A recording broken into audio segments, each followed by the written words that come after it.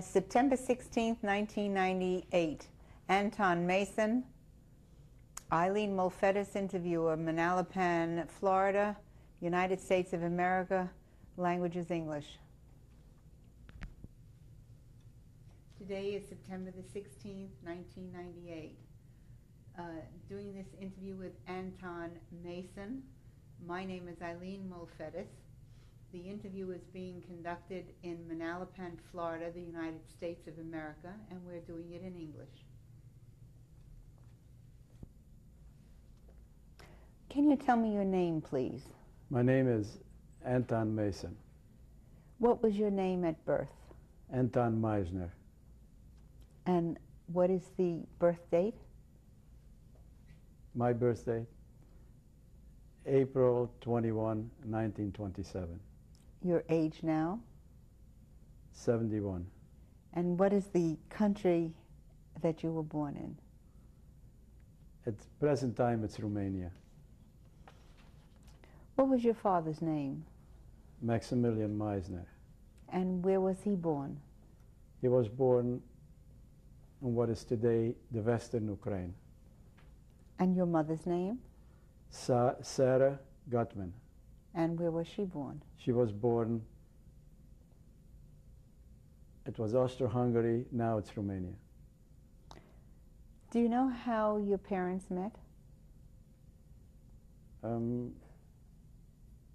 They met in the house of a friend of my mother's that my father had business dealings with. Do you remember your grandparents? I remember my maternal grandparents, and I remember my paternal mother. What were their names?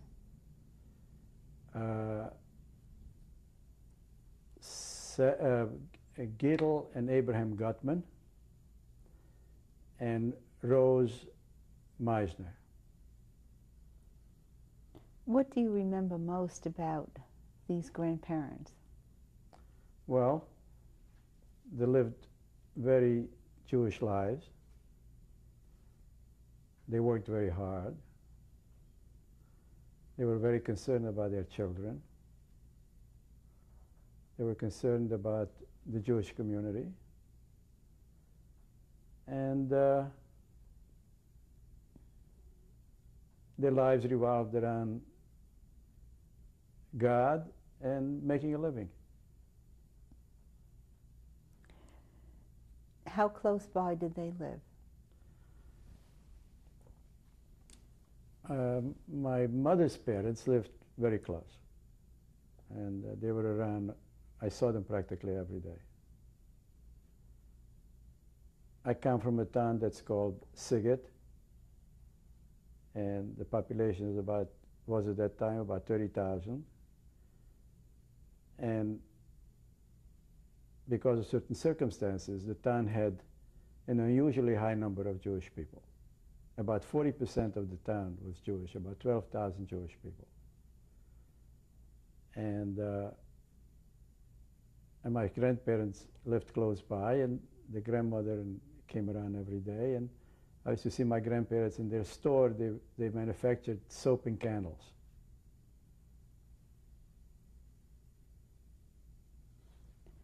Besides your grandparents that lived close by, did other family members live close by? Yeah, aunts, uncles, cousins. It was a big family. My grandmother had 10 children, and about 6 or 7 of them lived in town with their spouses and their children. Did you have any brothers or sisters? I had one little brother who was born in 1933 and who was killed with my mother in Auschwitz. That's the only brother I had.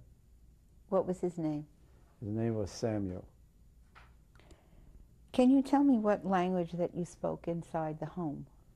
Inside the home we spoke Hungarian and occasionally Yiddish. And outside? Outside when it was Romania, we spoke Romanian, and when it was Hungary, we spoke Hungarian. What did your father do for a living? He was a fur merchant. And where was his business? His business was in town. He had a warehouse. And it was, he traveled a lot.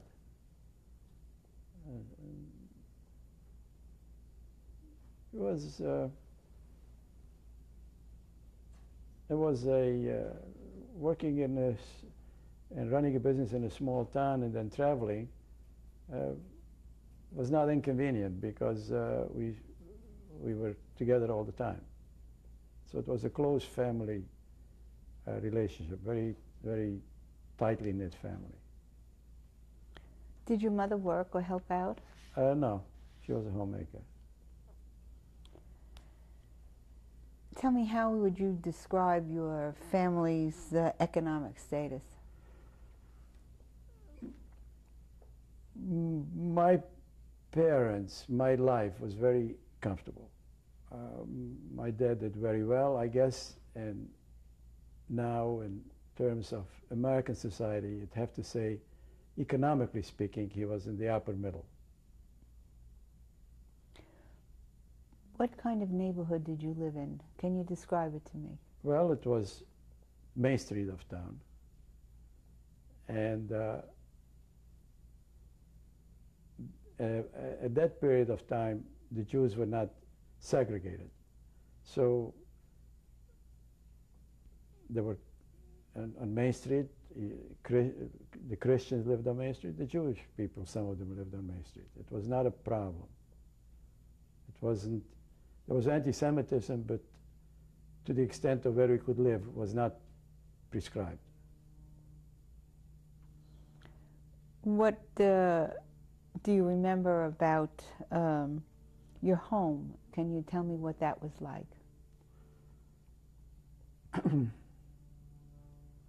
It was very comfortable. It was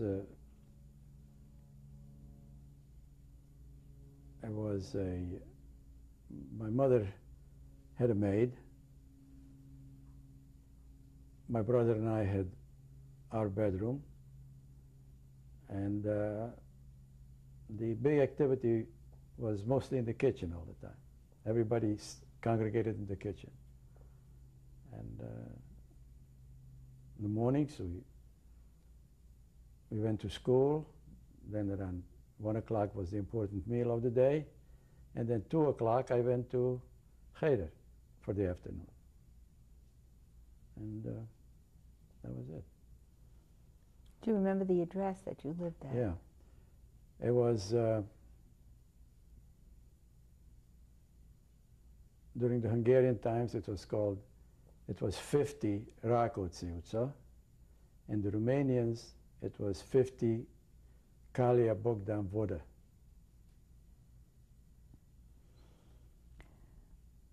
Can you tell me about your family's religious observances?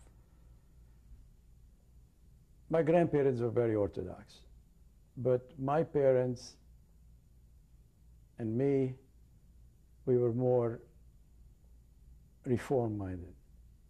We were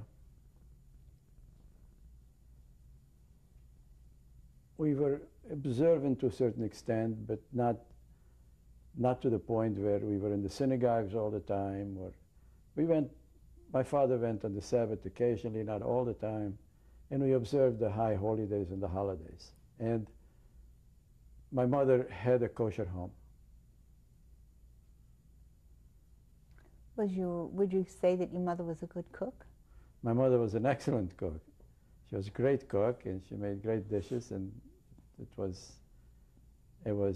meal was a very important part. The meals were a very important part of the day. Tell me about one of what you can recollect about your meals at lunch. Well, there was a nice varied diet. It revolved mostly around meat and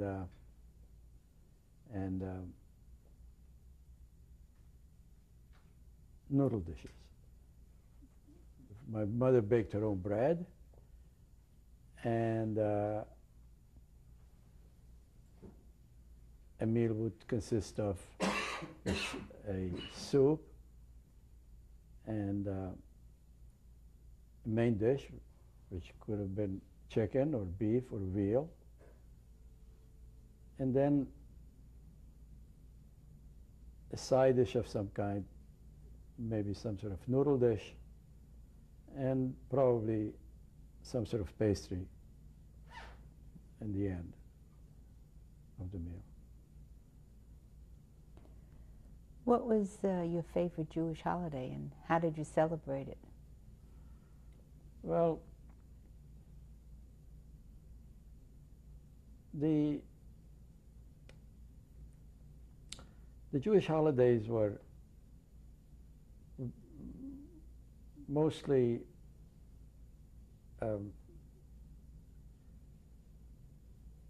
very well observed in the house. The Passover didn't have any bread during the 8 days of Passover. On the Day of Atonement, the family didn't eat for the day, so that was observed, and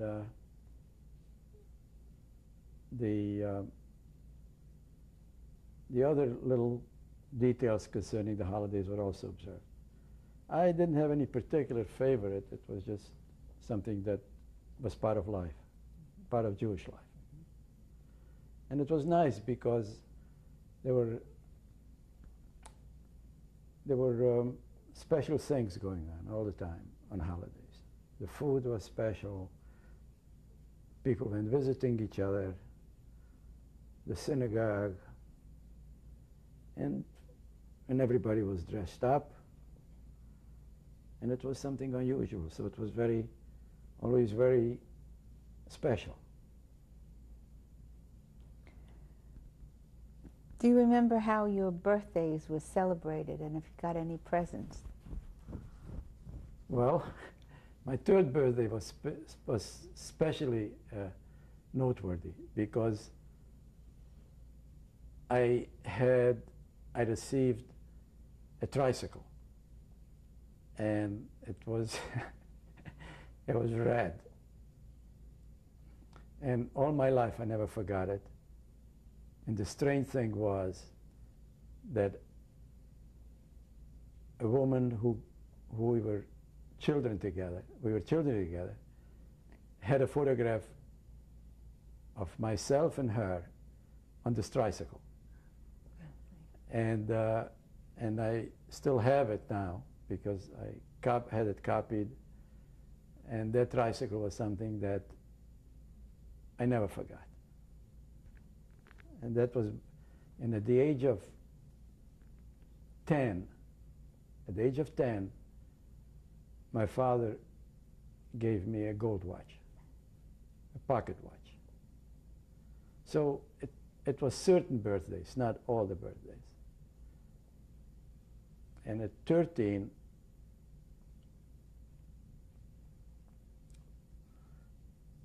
my father said to me, your birthday present is that when you finish school, if you don't want to go into some profession, you'll be my partner, my business partner.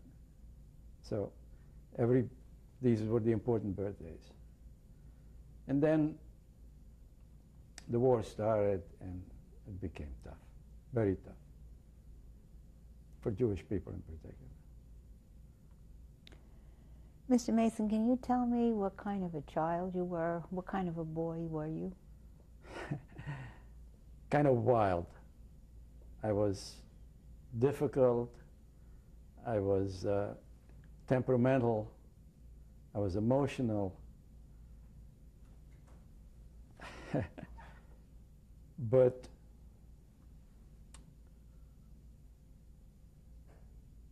my father or my mother never hit me. Never, no matter what I did. And the one thing that was most important to me was my family, and I loved my family. I loved them. So I was not a good kid. Did you have many friends? I had, yes, a lot of friends. A lot of friends that we went to school together, or I was very athletic, so we did sports together, and it was very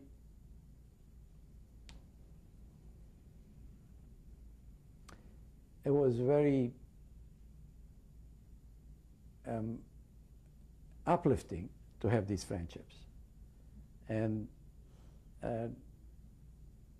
but most of them died in the Holocaust.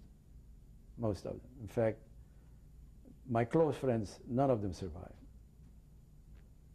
that I went to school with, that were really special friends. Do you remember what you did for fun? Yes, we went to the movies. We played ping pong, we played soccer, some of us played tennis, and I also skied in the winter. So, in between school and the athletics were a lot of fun, and the school was was work, and I did the work. I was in school. I was in school practically a whole day because the school started at 8 in the morning. We finished at 1. I came home for lunch.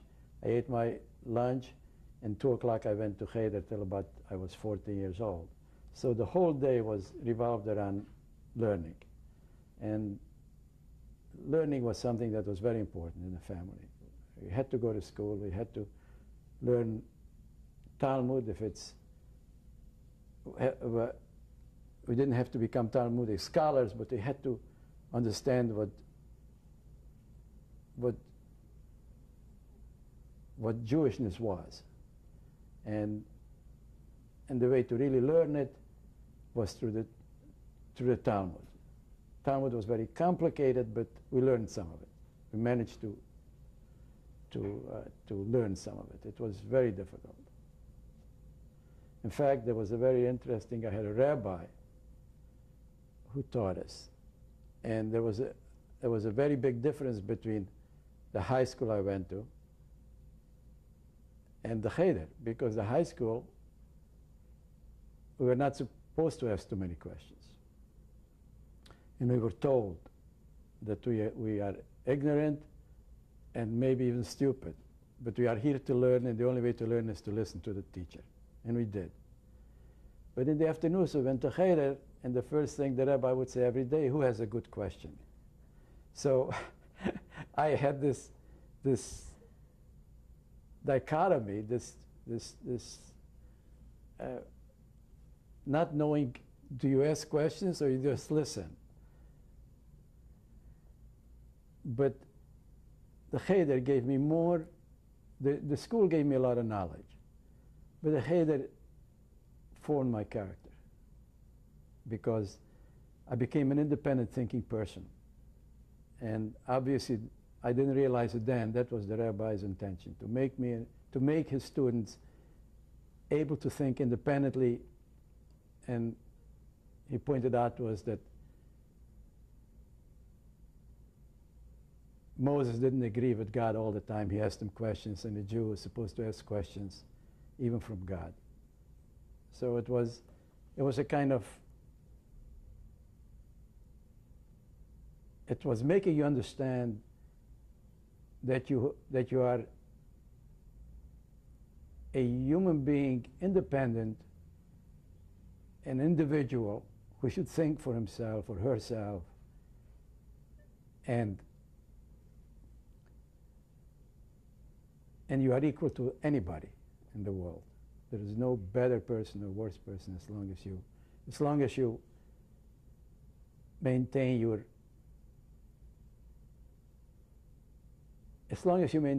yourself as a man that respects law.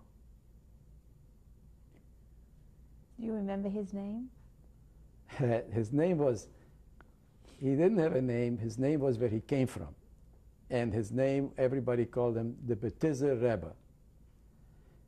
And the kid that was in my class with the Betizer Rebbe was Eli Wiesel.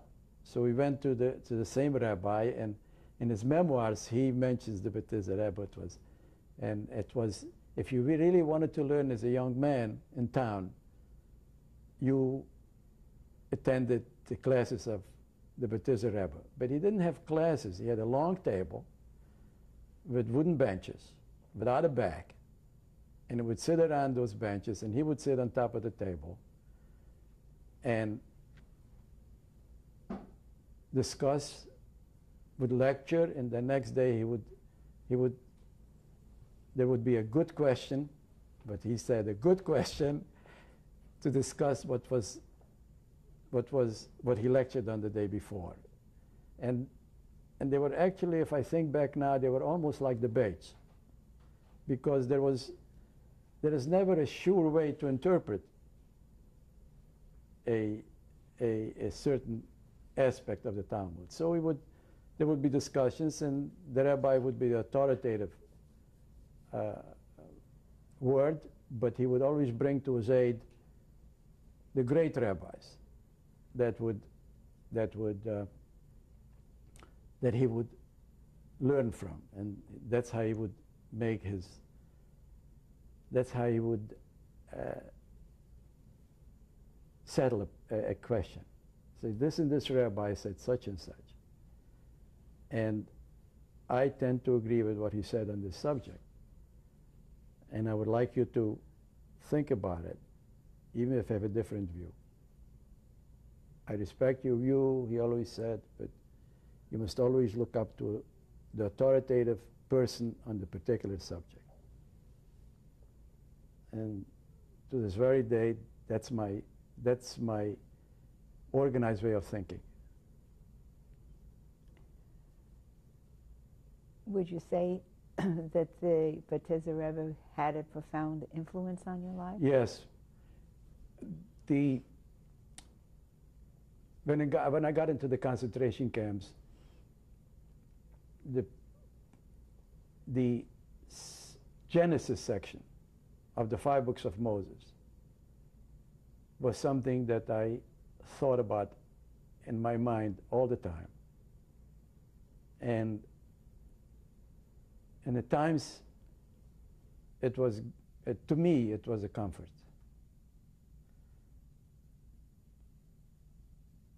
Jewishness, for me, was something that established me culturally. I was never a religious Jew, never, even as a child. But culturally, it pointed a way of life that I thought was good. It was helpful to me and to people. And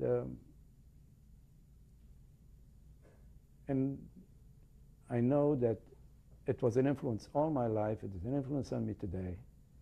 And whenever I can, I quote some Talmud. One of the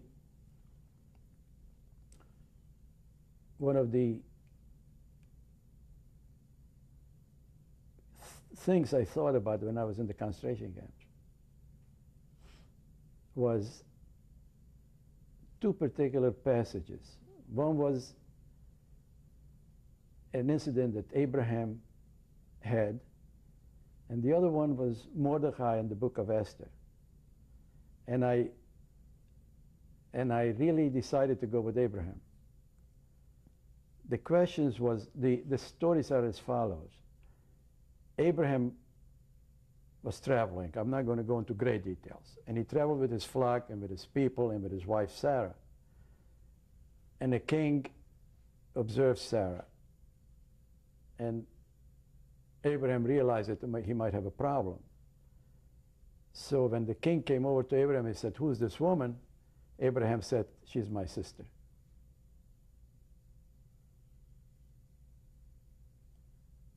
And I always, when I was very young, I said, "Gee, he sacrificed his wife, her integrity. Why?" But then it was Mordecai who never wanted to tip his hat or bow to Haman. And the Jews were almost destroyed because of that, because he felt that he should only bow and take his hat off to God. Well, what happened is that Abraham, when I was in the concentration camps, when we saw a German, we had to take our cap off. And it reminded me of Mordecai. But I said, I'm going to do what Abraham did. I'm going to take my cap off and try to survive. But Abraham survived that incident, and Sarah was not in any way harmed because of God's intervention. So I said, well, I'll go with Abraham. So these were the stories that influenced my life. And mostly the Jews decided to do it that way, to just try to survive and see how many of us can survive. We were talking before about your going to synagogue and learning, of course, Cheder. Were you bar mitzvah? Yes. Can you tell me about it? Well, by the time I was bar mitzvah, it was war. And things were no longer comfortable for Jewish people. It was 1940, but we headed in a rabbi's house that he conducted a synagogue there. And I read the Haftorah and said the prayers and said the brochas, and they served cake and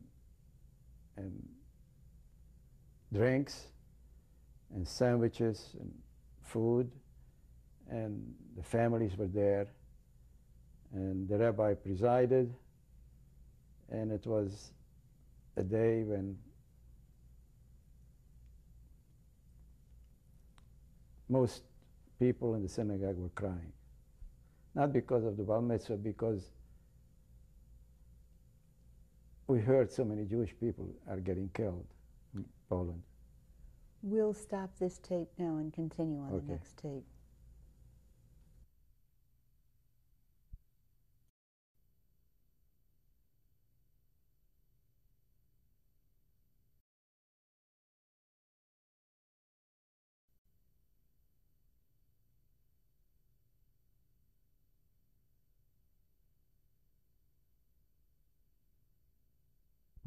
Previous tape about your bar mitzvah and the emotions of the people at that time. Can you describe it again for me? We were in Hungary. That was Hungary where we lived, but we heard stories that the German army that moved into Poland and to the Ukrainians were killing Jewish people indiscriminately.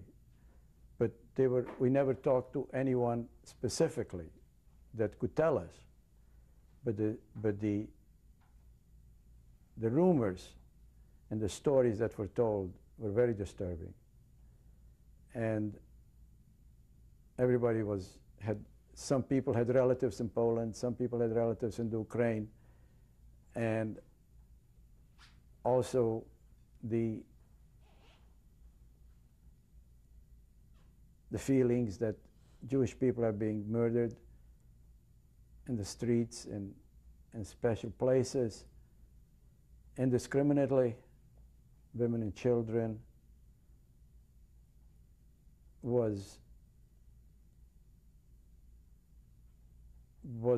stories that were affecting Jewish people's lives every day starting that time. And when there were so many family members and other guests at this rabbi's house, and there was a bar mitzvah of a young boy, the whole thing became very emotional. And people cried. People cried. They cried for the people who were getting killed, and they cried not knowing what's going to happen to their families and to them.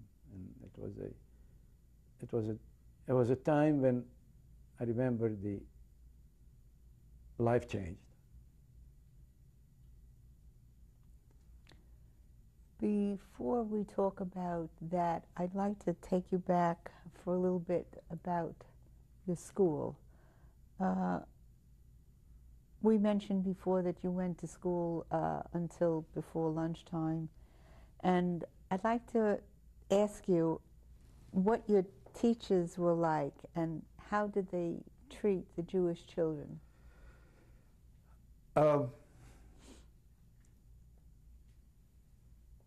The teachers were basically, anti-Semitism was a way of life, even under the best circumstances. But the teachers, strangely enough,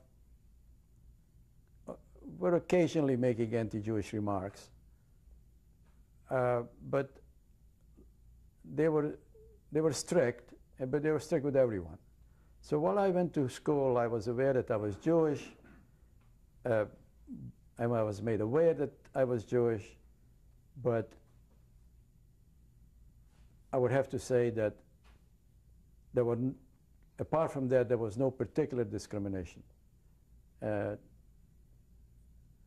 about 1940, when the Hungarians occupied that part of the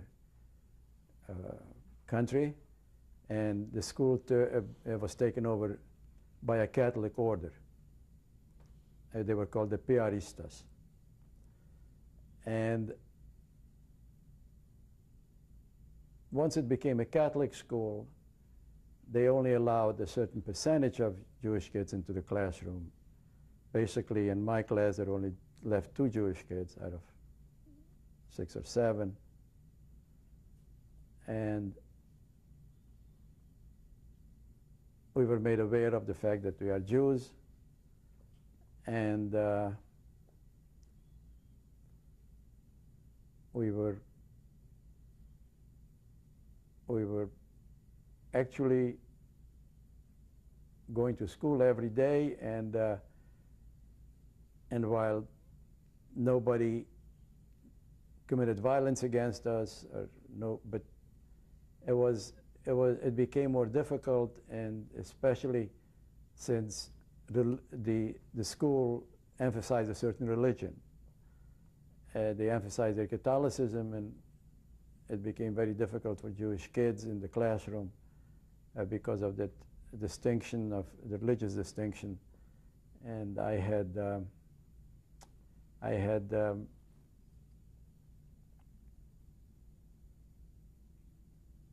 great difficulties. But my parents insisted that I must go to school. So I adjusted, and I just overlooked certain aspects of what was going on, and didn't pay attention to religion. Just paid attention to my schoolwork, and I worked very hard at it, and I was not in any way allowed my schoolwork to get into conflict with religion. So I managed it. Before 1940, was there anti-Semitism in the school with the children or outside the school? Before 1940, that part of the world was Romania. And there was anti-Semitism. There was very strong anti-Semitism.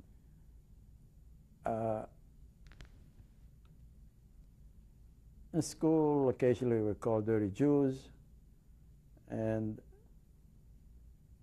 the teachers made some anti-Jewish remarks, but still we were in school, and they judged us equally on our schoolwork. If our schoolwork was good, it was good. If it wasn't good, it wasn't good. And schoolwork didn't interfere with our Jewishness. It's just our social life, and that interfered, and also that they made us feel that we are really not part of the country. We are Jews, and therefore we are apart from them. And that was before 1940. So anti-Semitism was there all the time. How was there the anti-Semitism outside of school with the children that were not Jewish? Well, I didn't have any non-Jewish friends.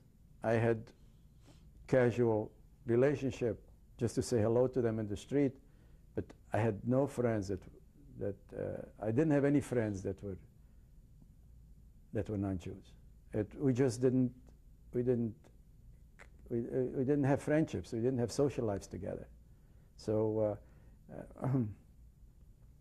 even athletics, mostly the Jewish kids had their own, and the Christian kids had their own, and the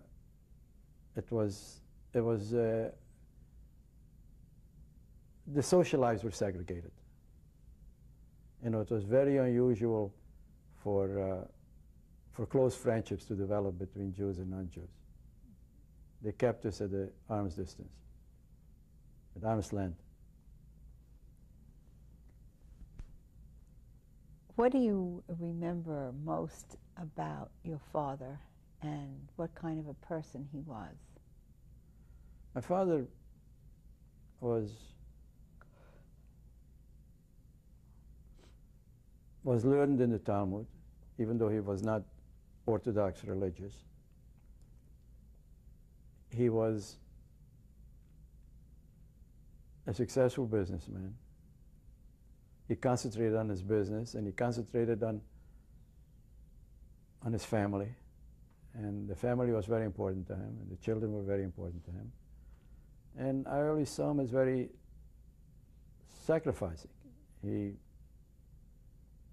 would get us whatever he thought we wanted, if it was reasonable. And he was generous with us, and he was generous with the family. And we had a nice home, and there was great love in the family. And he was not he never touched anybody in the house physically in any way. But he also never showed great emotion.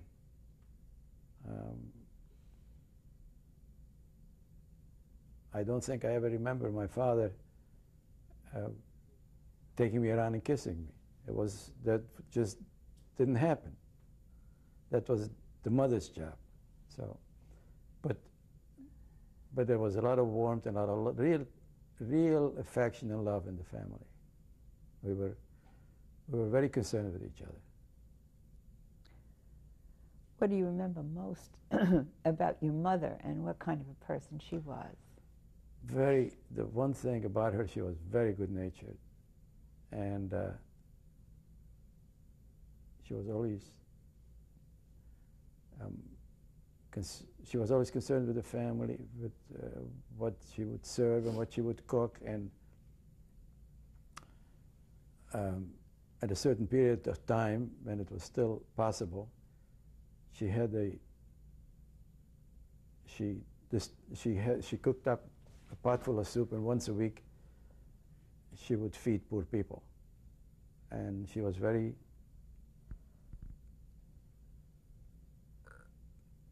good-natured, and she had feelings for people who just didn't have food, and she would do what she could. So she was a very good woman. I really thought she was a very good woman. And she was just one of those women who cared about her husband, her children, her home, and but she didn't forget people who were just in terrible state, because there was a lot of poverty in those places, a lot of poverty. People were comfortable, maybe 5 to 10% of the people were comfortable, and maybe 30% of the people were starving. They didn't have enough food for the day. It was just a terrible place, terrible. Poverty was awful. Can you describe for me what Sziget was like before the war, and what year that was? Well, Sziget was a very active town because it was on the border of Czechoslovakia. There was a river that separated Sziget from the other place. So it was very lively. There was a lot of trade. There was a lot of smuggling. There was a lot of business activity. And Sziget had 30,000 people, but on certain days, which was called Market Day, there were 60, 70,000 people. People came to sell their cows, their horses. They would buy provisions for themselves, for people from villages. And there were big stores in Sziget, and Sziget was a prosperous place for the business people. And being a border town, there was always things going on that created more and more trade. And I thought it was a good town in those days. There were good schools, a couple of good schools. And,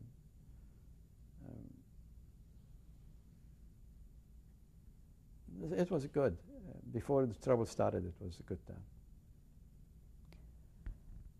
Before we were discussing the impact of at your bar mitzvah that it had on the Jews at the time of what was going on. Did your parents talk about war and the possibility of it coming to Romania? By that time it became Hungary, and we were continuously concerned. There was always talk about it. And we didn't know what's going to happen to the Jews. But we were hoping that somehow, through some miracle perhaps, we won't be touched. That the war will pass us by, and eventually the Germans will lose the war, and things will go back to normal again. And we lived in hope. Unfortunately, it was unrealistic hope. But that's what happened. We lived in. You had also mentioned that that you knew about or heard about rumors about what was happening to the other European Jews.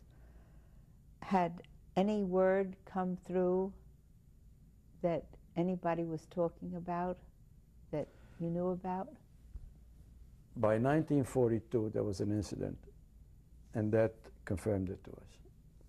Tell me about that.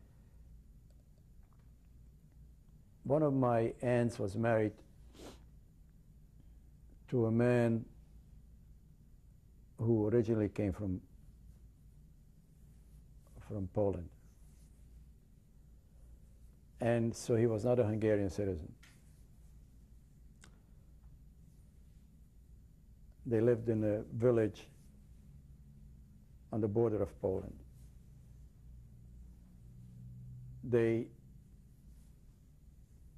One day they came in and they took the two of them. They left the children alone, but they took the two of them and deported them to Poland.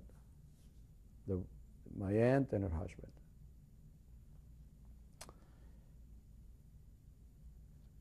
Three months later, they showed up in our house in Sziget.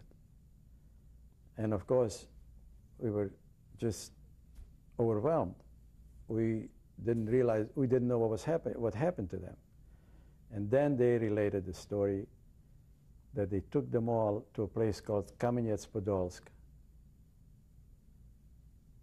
and they murdered all the Jews that they put together. There, thousands, threw them into ditches. But my uncle came from around there, and he knew some peasants.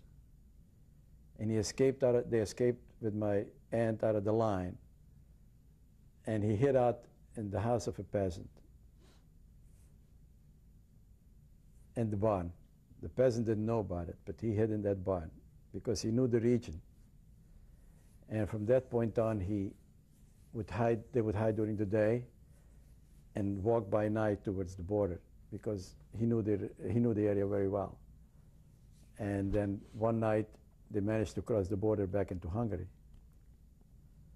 And they were afraid to go back to their village. So when they got to Hungary, the border was about 100 miles from our town. And they hopped on a train. They managed to get on a train and came to our town, where we had to now hide them and we couldn't hide them in our house, so we found them a place to live for a while. And then, but the important thing about that is not only that they escaped, but now we had, for the first time, eyewitness account of what the Germans were doing to the Jews in Poland. And that created a terrible stir because people thought they were just rumors. And once we heard it from my father's sister, we knew that's not a rumor any longer. But what happened is that they were doing it in Poland, and for the moment they were not doing it in Hungary. So we felt that Poland is occupied by the Germans, but Hungary is still under Hungarian rule, and the Hungarians might not do it. Anyway, they didn't do it in 1942 yet. And so that's when we had our first eyewitness account of what they were doing.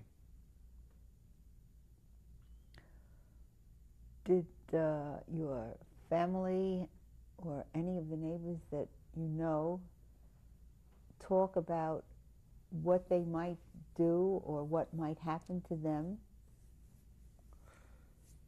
There was no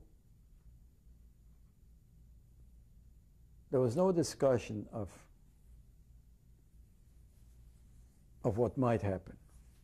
We lived for the day, and if the day was okay, it was okay. They didn't arrest anybody, they didn't beat anybody, they didn't kill any Jews.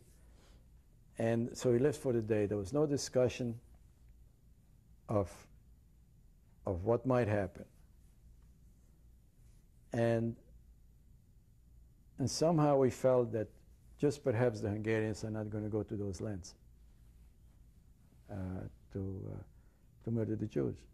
And we no longer, by 1942, my father couldn't conduct his business anymore, but I still went to school. And we had to let the maid go because a Jew was not allowed to have a Christian maid. So they started having those laws, those racial laws, and anti-Jewish laws. And so life became a little uncomfortable, but we still lived in our houses, and I still went to school, and we were still able to buy food, and the synagogues were still open, and life was going on. You mentioned that your father could no longer have his business. What happened to it? Well, he couldn't conduct business. He couldn't.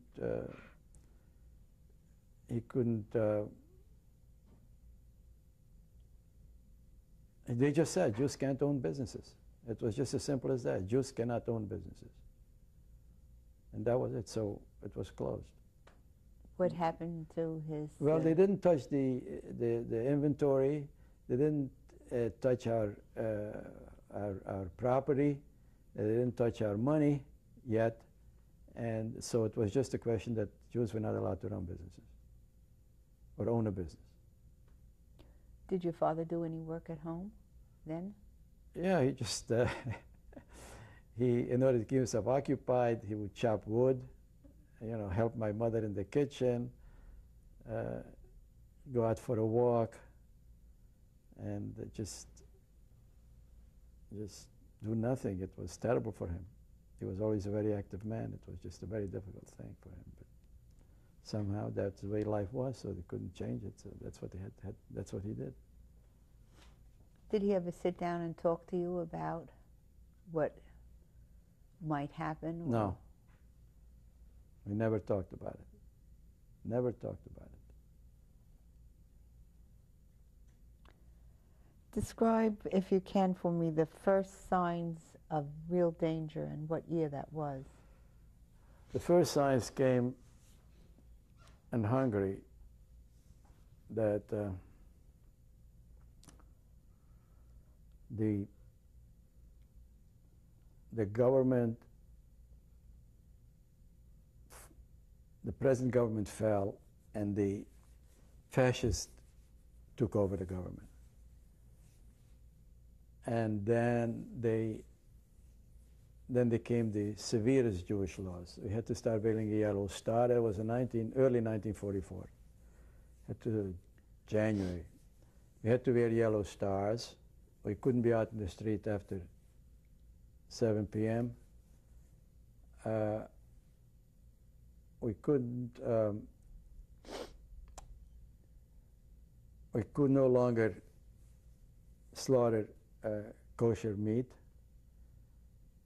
We could not. If there was a line, we always had to go in the back of the line. And as long as there was a Christian, he had to come in front of us. If we wanted to buy stamps, he had to go in the back. If somebody came, he was always in front of us. So to buy stamps could have taken an hour for a Jew. And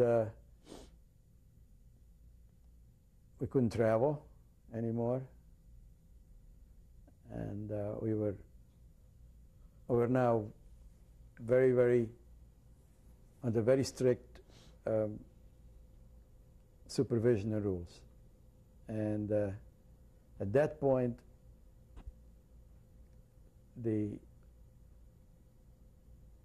I still managed to go to school. And at that point, things became difficult because the Jews couldn't even keep jobs. So people were now left, if they didn't have a little money, they couldn't work anymore, so they were left in dire straits. And that's when we knew that we have a terrible problem. We didn't have any news from the outside world because they confiscated all the radios 2 years before, so we never knew what was going on. There were people listening to the BBC, clandestine radios, and would spread the news around a little bit, but basically we had no news from the outside world. And we were just, in fact, we didn't even have news from next town because we couldn't travel anymore. They didn't let us travel from one place to another. We had to stay in the town we lived in.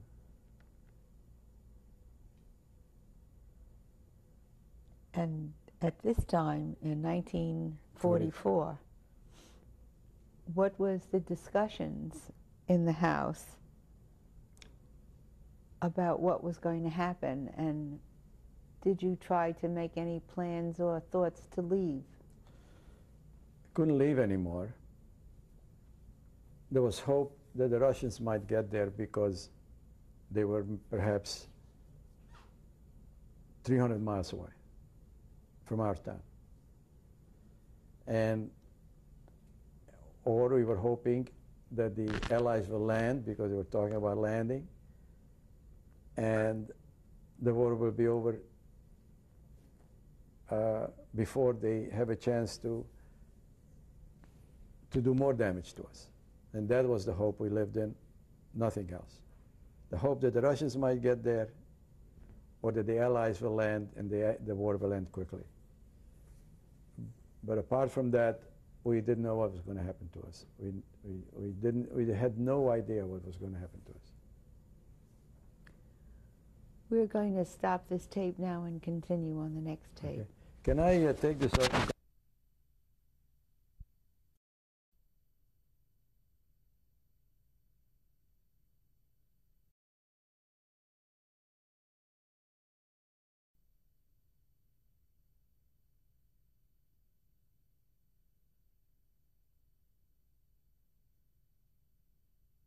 This tape, we were discussing about how difficult things were becoming And I'd like to ask you, at that time, how old you were, and what were you thinking about yourself or your other friends that about leaving, or something that you might yourself do? The real difficulty that that got started and really started feeling it when we had to start wearing the yellow star, because that was a point that I think has crystallized in our minds that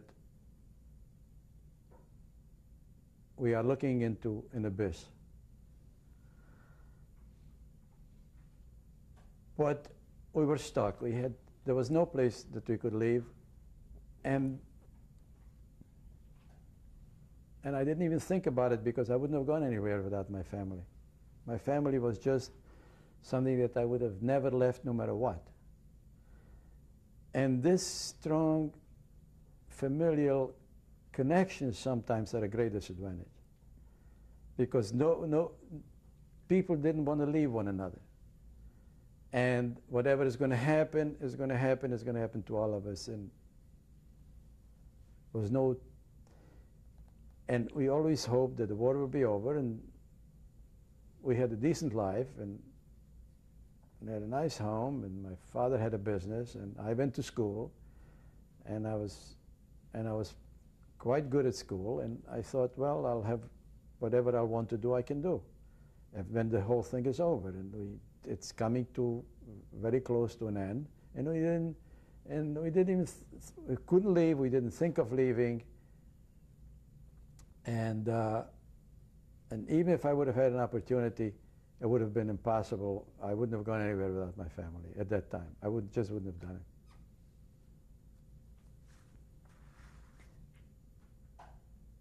When did you have to physically, you and your family, leave your home, and where did you go? We physically were made to leave our home on March 1944, beginning of April, end of March. We were taken to a ghetto. We had to go to a ghetto, and we left our home, and we were allowed to take 2 beds for the 4 of us, 1 suitcase each. And they took away all the valuables, all the money, everything else, all the clothes, everything was taken away. Who took it? The Hungarian authorities. The Hungarian authorities took everything from us, including whatever food provisions we had in the house. But when we heard they do that, when we heard they do that to people, and we were not the first ones, we knew where we were going to go.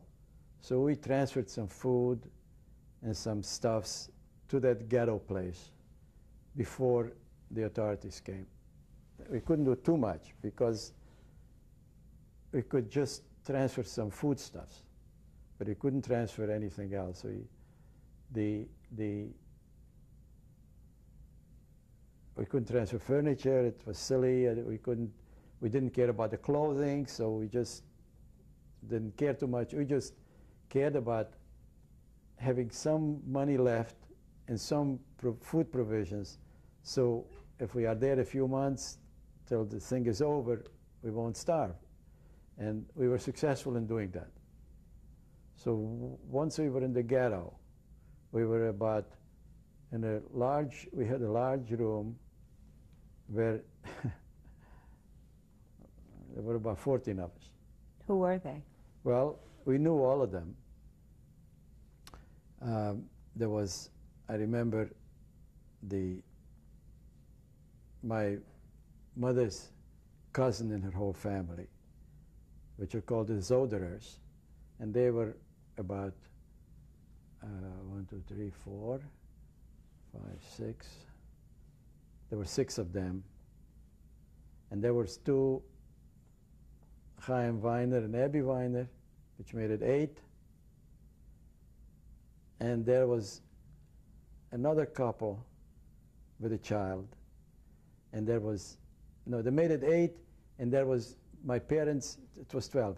My parents and our family was 4, and that made it 12. So we were in this room, 12 people, and we couldn't, it was difficult to prepare hot food. There was no stove. The main house had a stove. The main house was also occupied with people that, Jewish people, but the owner of the whole property was my father's niece. So we were we felt a little more comfortable to go to the kitchen and do a little cooking, and everybody had, it was a time-sharing thing, so we were able to make some tea and perhaps cook some food, but it was, and people were cooperating.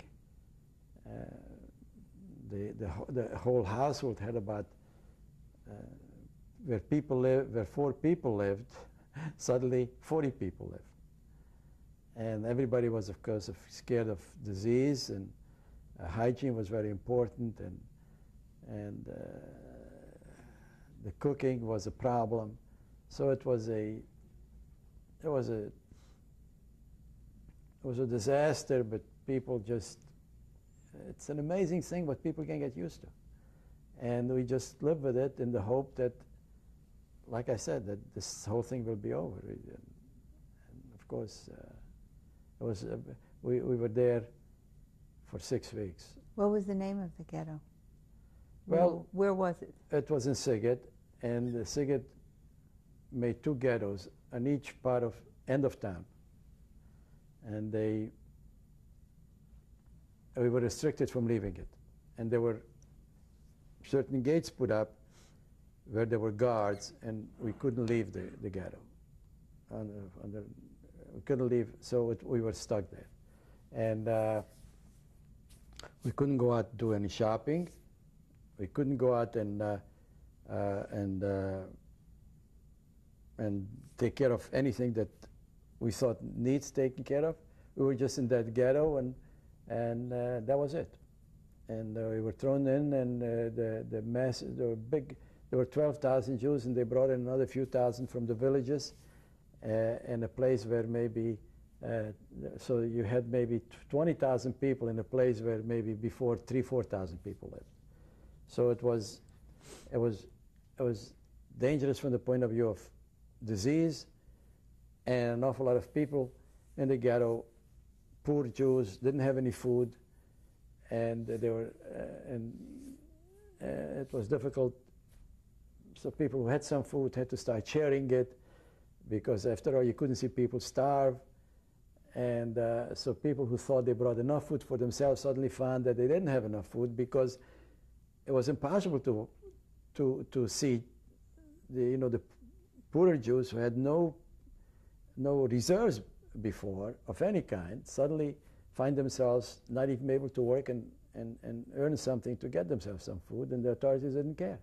They just didn't care. Whoever starved, whoever died, died. And there were physicians in the ghettos, because there were some Jewish doctors, but they really didn't have the medications. They couldn't get the medications. So the most people had was an aspirin. There was no other medication available. They didn't let us get it. So it was like a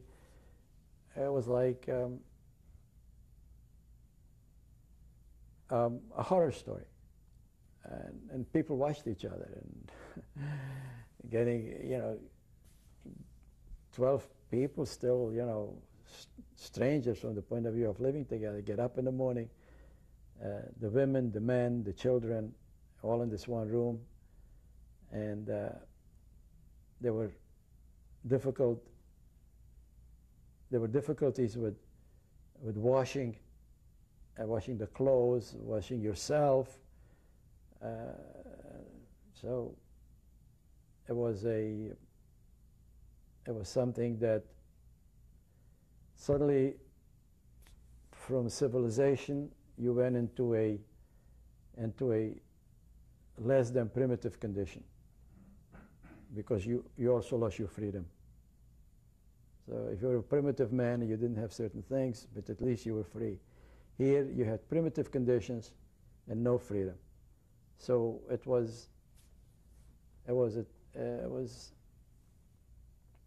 but nobody talked about it. Nobody complained, and nobody talked about it. And we lived in this fool's ideas that things will change, or the war will be over, or the Hungarians will change their minds about their neighbors, the Jews, but nothing happened. And the strange thing is we had many, because my father was a businessman, he knew many people in authority, he knew many Christians that he worked with. One of our lawyers was a Hungarian Christian, and this we had some. My mother went to school with some girls that they remembered each other, but there wasn't one, not one, that came over and said, "Can I do anything for you?" Not one, not one. I couldn't. It was just incredible. That's what my parents were talking about. He says, of all the people that we knew, there is nobody that came in to ask us if they could do something for us, something small, something insignificant. Everybody stayed away, and we were like. In fact, my mother went to school with a girl who became a nun. And when things were good, she would occasionally come and visit my mother and see her life, and they would sit down and have something to drink together, and they would discuss, their lives. And I remember my mother saying once, "What happened to her? I mean, we don't see her either." So nobody showed up. Just we were like people that they just wanted to get rid of. They didn't want them around, and we came to the sad realization that the Christians in town really were happy about it. You never talk 100%. There is always a few percentage points that maybe felt that this is wrong, but I can safely say that the overwhelming majority of the population was delighted with the whole situation. And that was also that rankled some of the Jews who thought they had friends.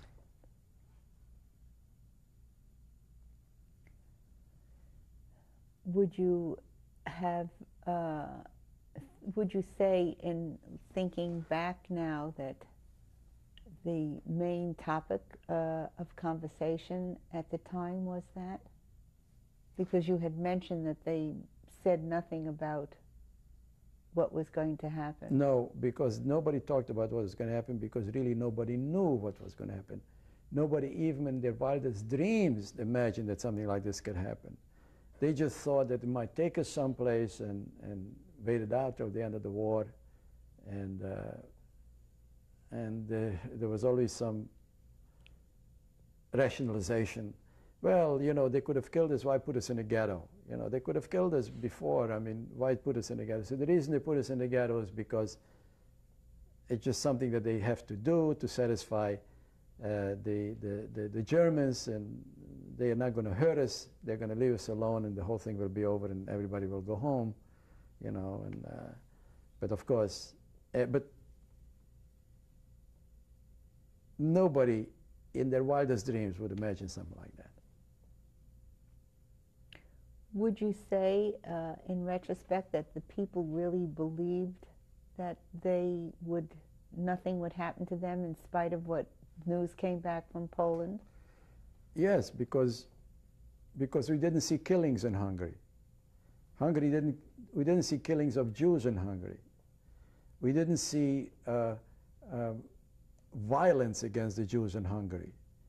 And nobody ever imagined that they could take millions of Jews and gas them and murder them.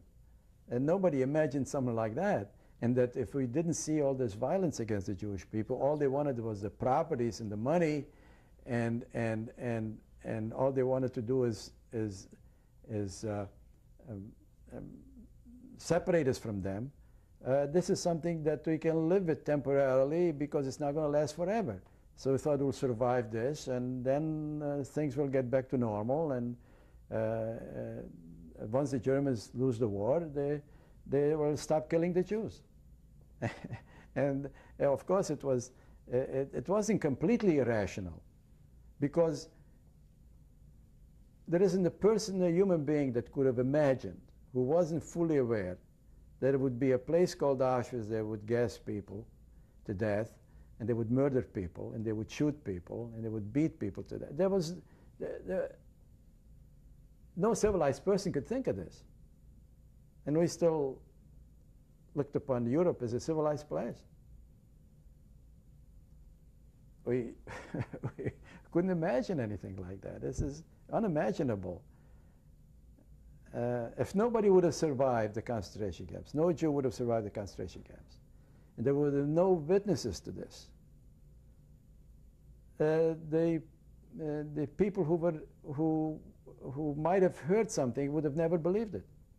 The only reason that this is believable, that people believe it now, is because there are enough witnesses to what happened, enough witnesses who survived, to be able to tell the world, this is what happened. Now, look, this is what happened, and this is the way it went, and this is how they murdered the Jews, and this is how they murdered children, and this is how they murdered women, and this is how they murdered old people and sick people, and this is how they worked us to death. Because this was also took a lot of lives.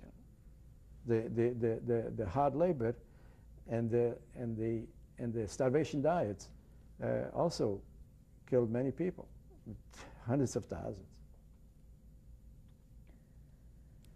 Do you remember at the time when you were in the ghetto in Szeged, where were your grandparents? My grandparents were on the other side of town with their other children, because we had to find places to go. And the reason we went to this house is because this house was owned by, as I said before, my father's niece owned the house, so we felt, okay, this is a place to go. Everybody had to find some friend who lived in the ghetto area. Some houses were in the ghetto areas, and so my grandparents went to her daughter who had a house in the ghetto area, and then some other sisters and brothers went there. When did you have to leave the ghetto? What year was this? Well, now we're talking about 1944, and they started emptying the ghetto in the beginning of May of 1944. Where did they tell you you were going? They told us that they are taking us to camps away from the border areas, away from areas that are close to, that are becoming close to the Russian front, and they take us inland into Hungary.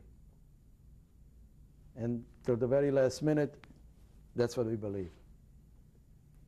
Do you remember the night before you left the deportation?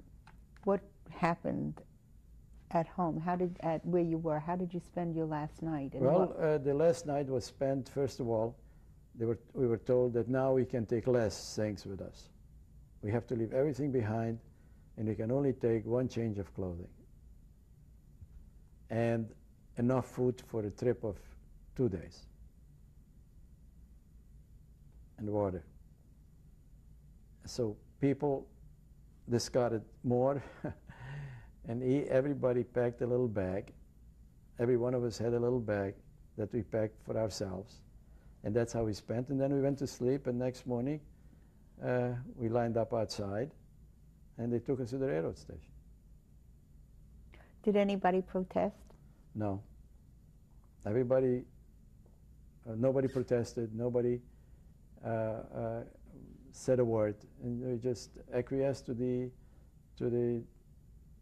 those instructions. Tell me about the railroad station and what happened. We were taken to the first night we spent before they took us in the railroad station. That was also designed to totally weaken us, because they took us during the day, in the morning, around 10, 11 o'clock, marched us into the big synagogue, about 1,500 of us.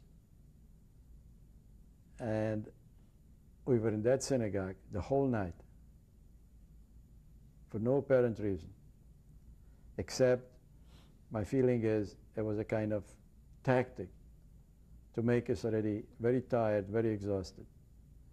So the next morning when we went to the railroad station, we didn't sleep the whole night in that synagogue because we could only sit or stand. There was not enough room. And we were totally exhausted. And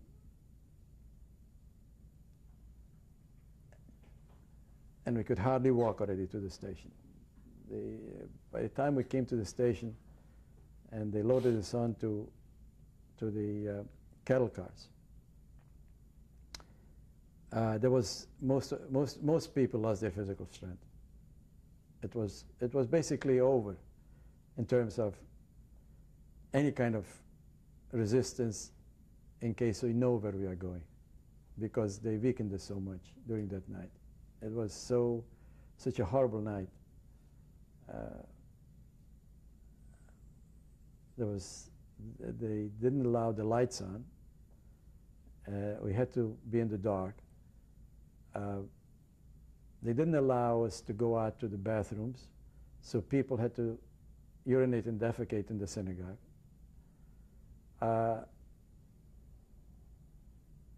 There was no place.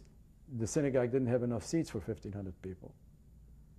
So most young people and stronger people stood practically the whole night in order for the older people and the children and the mothers with the small babies to be able to sit.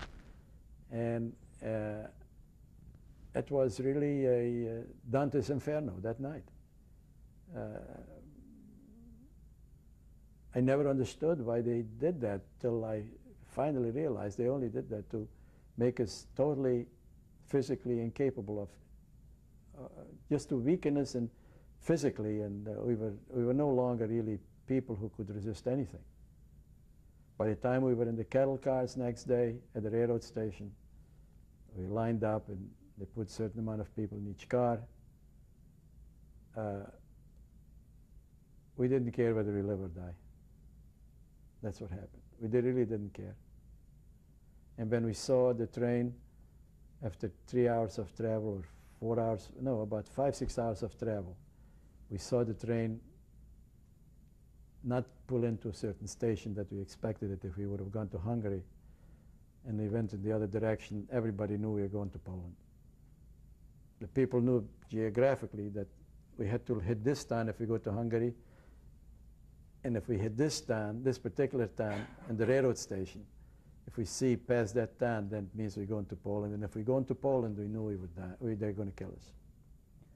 Did anybody have any conversation in the cattle car? How many people were in there? Well, the cattle car probably had about 70, 80 people.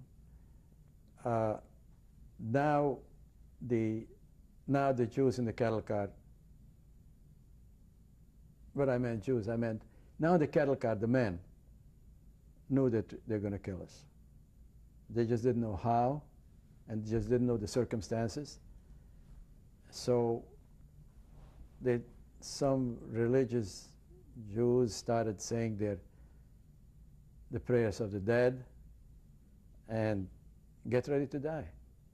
That was now, in our minds, a foregone conclusion that they're going to kill us. We just didn't know the method they're going to use. Because once we knew we were going to Poland, we knew that they're going to exterminate the Jews, because that's where they did it in Poland. We knew that. And that was it. So the cattle car already was a somber affair. People knowing that this is it. Who was in the car with you of your immediate family? Just my parents and my little brother, the 4 of us. That was the. You remember how many trains were loaded? You mean how many cars? the last transport from Sighet was 1,500 people. So you probably had 20 cattle cars, 20, 25.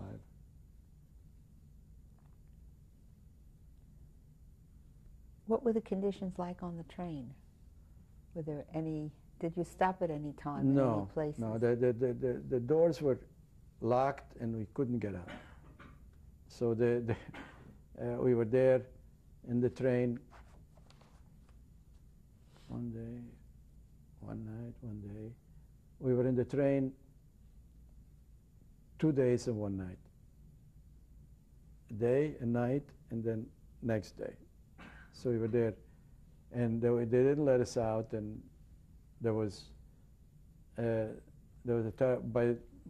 within hours there was a terrible stench already in the cattle car, and people just had enough room to just sit down, and then one end was finally arranged for people to be able to take care of their needs in terms of whatever was needed, and of course we had sick people in there, and already a couple of people died, and so we had a couple of dead people already in the cattle car, and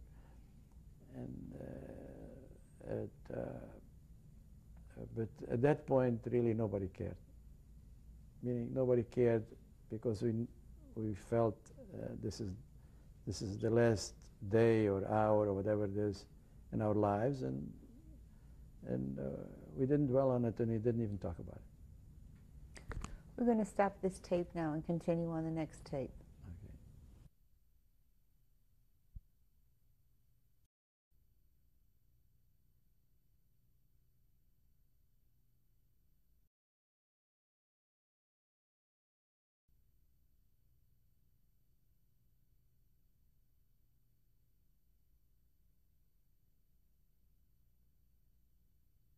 On the previous tape, we were talking about the cattle car that you were on, and that people were dying on the cattle car. What did they do with the bodies when they were They were inside? left there. We couldn't do anything. We just provided that one section that we put the dead people, a couple of dead people, and also for hygienic purposes. That was the side of the car that we put up. We had some people had some blankets, and we managed to hang a couple of blankets and just try to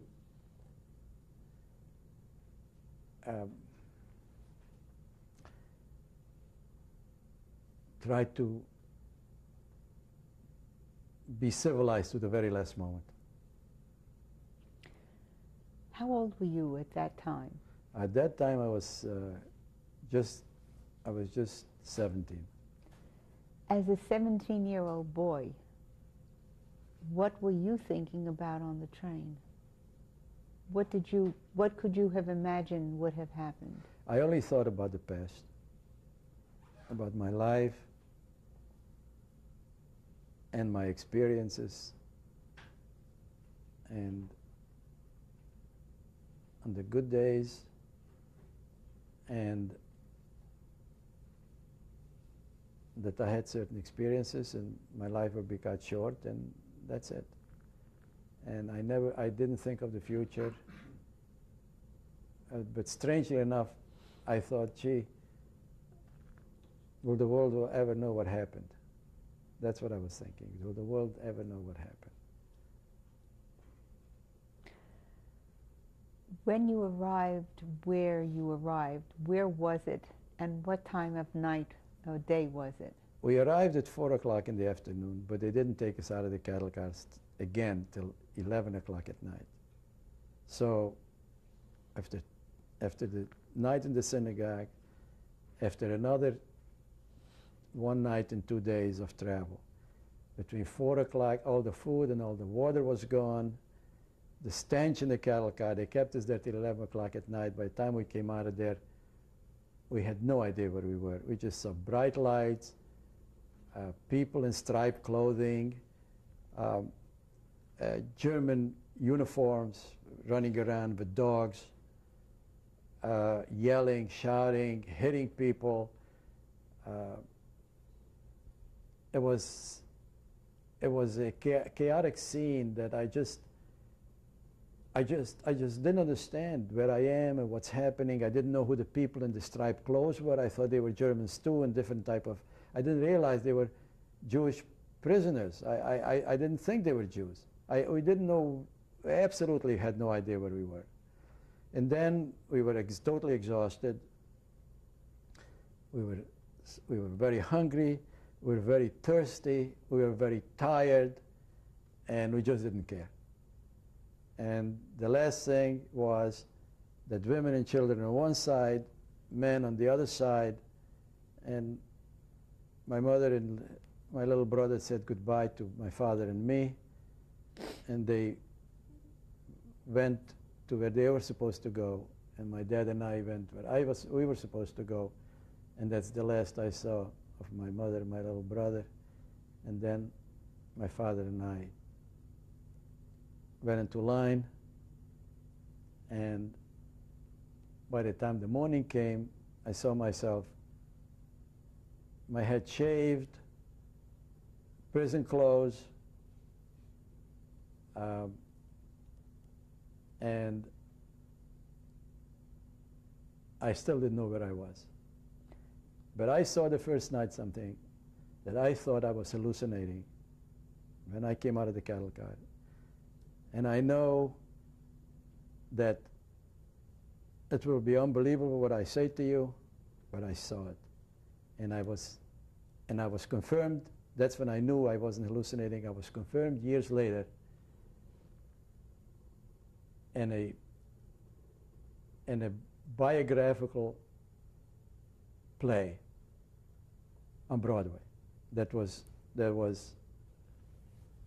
written by a German half-Jew who went to Sweden.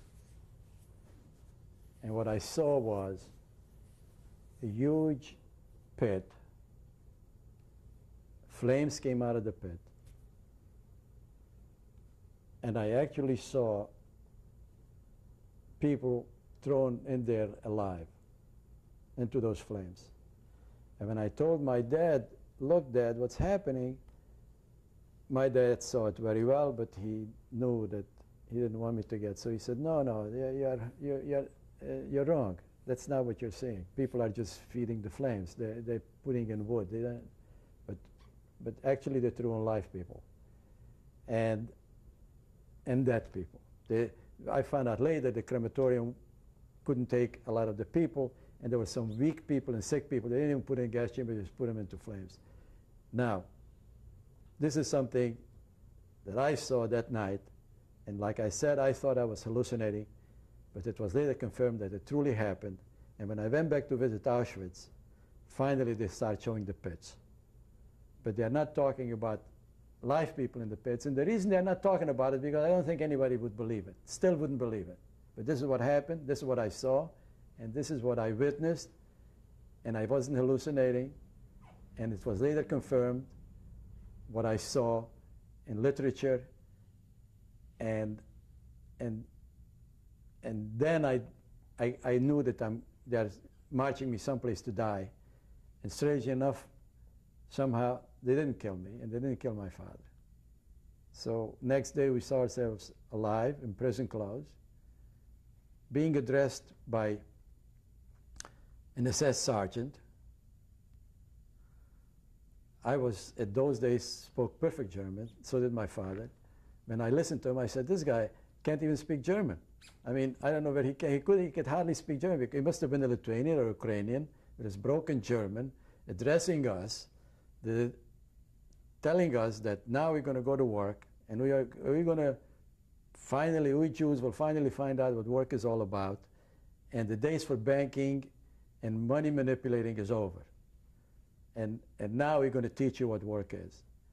And all I could listen is, as I listened to him, I only could pay mostly attention to his illiterate German, because I just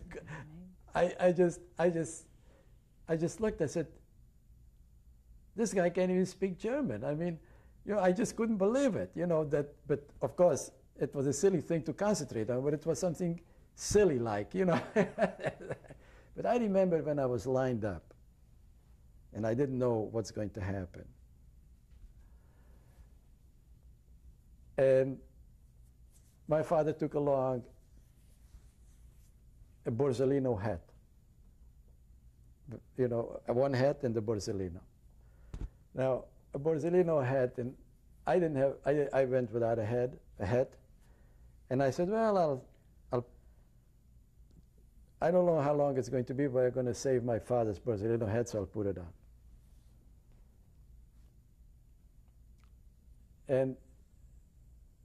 And as I was standing in line before they were going to tell us to go to left or right, I didn't know what it meant at that time.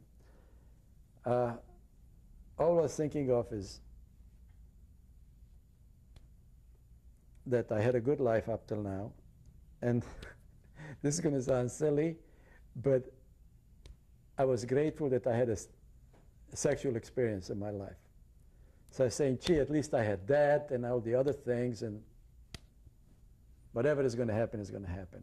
But I was very, very aware that I had this experience in my life, and I knew what it meant. And I know it sounds kind of superficial, but it wasn't at that time. It became very important as I was lined up there. And I said, well, that's part of life, and I had that experience, and it's wonderful that I had it, and so, okay. But then when like I said, we were motioned to the right, but the Borsellino had a little thing to it. There is a little twist, and that's why I'm talking about it. You see, the Borsellino had this frame, and it shaded my face. And the German who was telling us to go to the left and right obviously couldn't tell whether I'm 80 or 18 or 17, so he took his stick and he chopped off the head from my head. But I had enough understanding that I didn't move, I didn't budge, I didn't go for the head anymore, because I started realizing that I'm no longer in control of anything. And I just kept marching. And my dad was next to me. And he started understanding where he was. I still didn't. Because when it came to handing out the clothes, the prison clothes, I told the guy that the size is too big. So he gave me a shot in the head. So I took it, because I had absolutely no idea where we were. By next day, when this German sergeant addressed us, I started understanding, and we still didn't know what was happening. And then 2 days later, we talked to some prisoners that were there before, some Jews, and we asked when we'll see, the rest of the family, my mother, my little brother. He said, "You fool." I said, "What are you talking about?" He says, "They're all dead. They're all gassed, they're all dead. You will never see them again." And of course, we didn't believe them. For a week, we didn't believe that either. We just thought these were people who were bitter because they were there already a year, they somehow, and they were just making fun of us. But unfortunately, they told us the truth, and we found out 2 days later what happened to the people, and we suddenly realized we were in hell, and there is no way out. We thought there was no way out, and we were hoping that somehow we'll survive, and that was in Birkenau. When you went through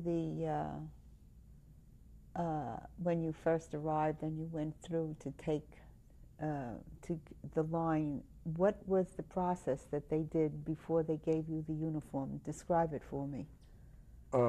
We had to get undressed. They shaved our heads. They showered us. They deloused the people. And then we were waiting wet to line up to get the clothes, because they didn't give us anything to dry ourselves with. And it's a terrible feeling when you are naked. It's a terrible feeling. You feel completely, even more defenseless than anything. You are naked, and you have this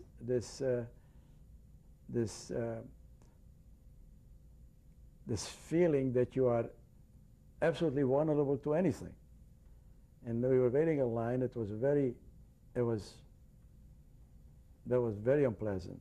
And then they shaved our heads, and it was painful because the way the hair cutter was a handheld thing, and the blade wasn't sharp enough, and they just pulled the hair, some of it, and it was a very painful thing. And we went through this whole routine of waiting for that prison clothes, and then we lined up for the prison clothes, and we put on the prison clothes. But I would say that we got out of the cattle cars 11 o'clock at night, and we were finally in a barrack, and with clothes on. It was 10 o'clock in the morning.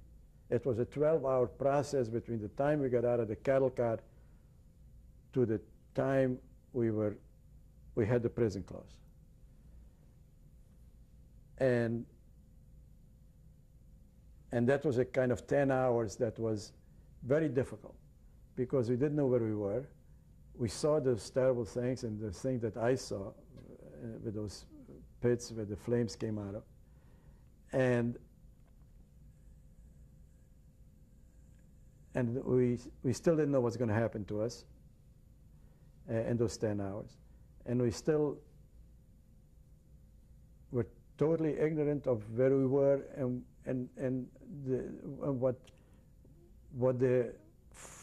what this is going to lead to. So when you live in such uncertainty, every minute is like a lifetime. You just, because you were at their mercy.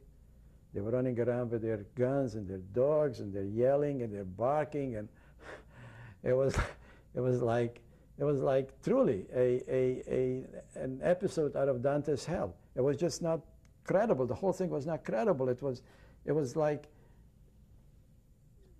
you read a book, you see a movie, you talk to people, you grow up, and you never experience anything like this. So you are in this total, complete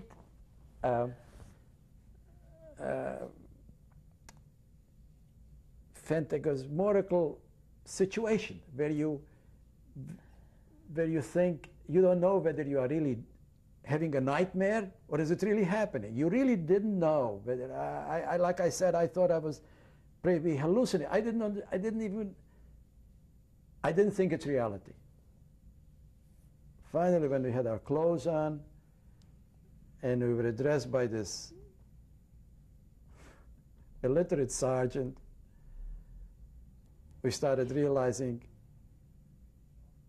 and we saw signs that you have to be careful not to have any lice, and you mustn't drink the water. So now we were thirsty, but we couldn't drink the water because the water was not potable. So this was, the Germans put this up because they didn't want a disease, because if the prisoners would have disease, typhus, they would get it. So it wasn't so much concerned with us, that they were concerned with themselves. So they didn't want cholera if you drink water, bad water, and they didn't want lice because they were afraid of typhus. So then I said, you are in a place where you can't drink water. You are a place where you have to be afraid of lice because there are so many people. But so anyway, by 10 o'clock next day, one chapter ended and another horrible chapter started. And that was in Birkenau. Before you went to Birkenau, you were when did you find out that you were where you were, and where was that? Well, in Birkenau, because we arrived in Birkenau. That's where the gas chambers were. That's where the big extermination took place. That was Birkenau. It's known as Auschwitz too, but it's really Birkenau because they called it Birkenau because you have birch. There was a forest of birch trees there, and there was, so they named the camp Birkenau after the birch trees. So that was Birkenau's Auschwitz too.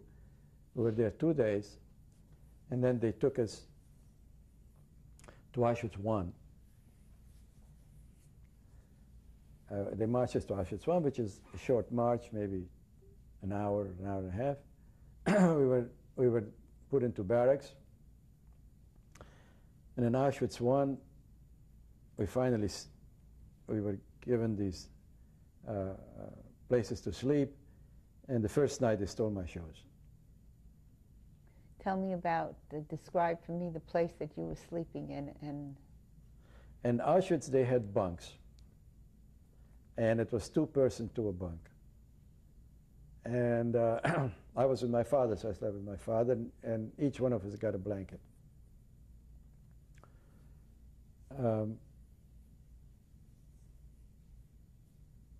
The barracks were kept clean,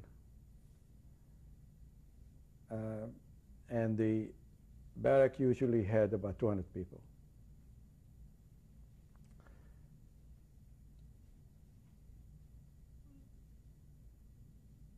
The bunks in Auschwitz were better than the bunks in Birkenau, because in Birkenau, in Auschwitz, they had straw on the bunk.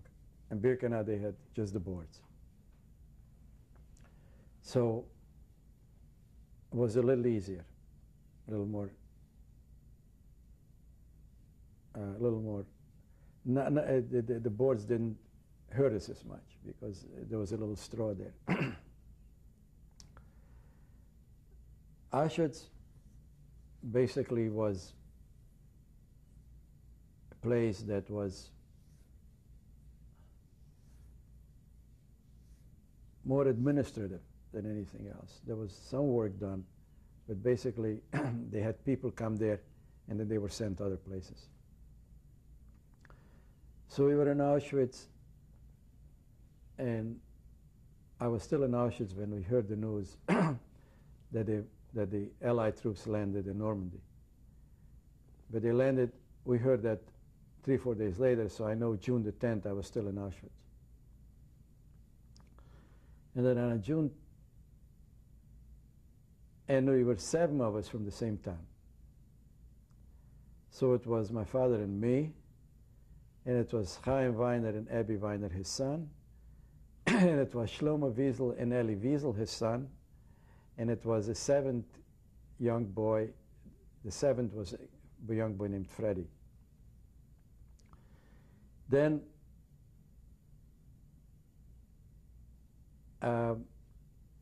they sent the first person that was that left us was sent to Katowice to a coal mine. Abby Weiner was sent, so now we are down to 6.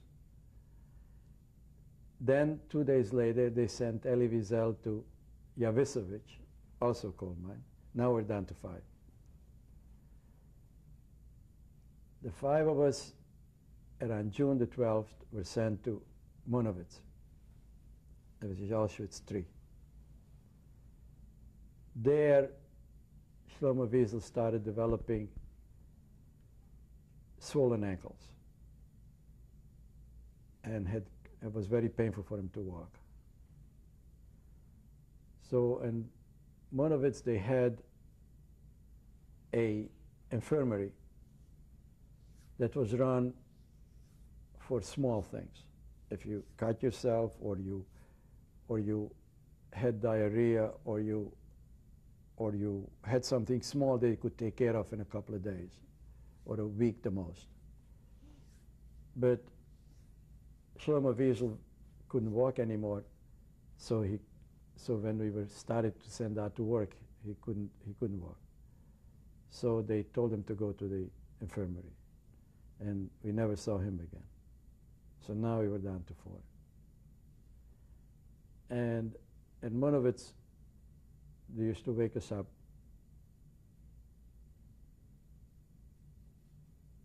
about 4:30 in the morning.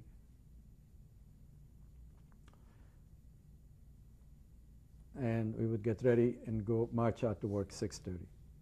In the morning they gave us a ration of bread and a small piece of margarine and some black liquid, which was, I don't know, I never knew what it was, made out of some sort of root for morning drink. And then 6:30 we marched out to work. And we were at work till 5:30 in the evening, marching back to be back in the camp at 6 o'clock. And 6 o'clock we would come in, and 6:30 they would hand out the soup that they gave us once a day. And by 8 o'clock it was lights out, so everybody was in their bunk by 8 o'clock till 4:30 next morning. We worked 6.5 days a week. Sunday afternoon, we came in Sunday noon. In the afternoon, we had to have our heads shaved every week, and we had to sew on buttons if it was missing of our jackets, and we tried to wash our clothes in the summer so it could dry, because we didn't have any change of clothes or anything like that. So they gave us that half a day was for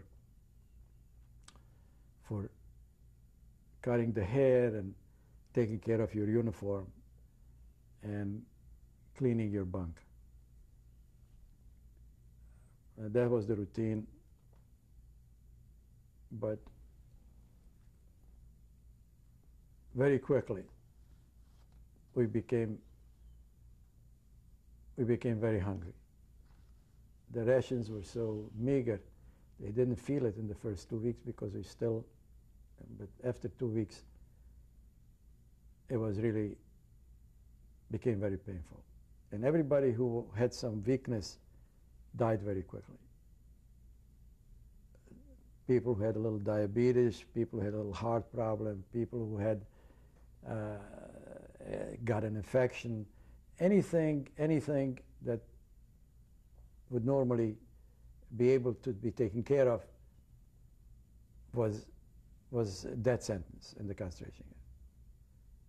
We were 10,000 in the camp, and the weekly death rate was 200 a week. That meant in 1 year there was nobody.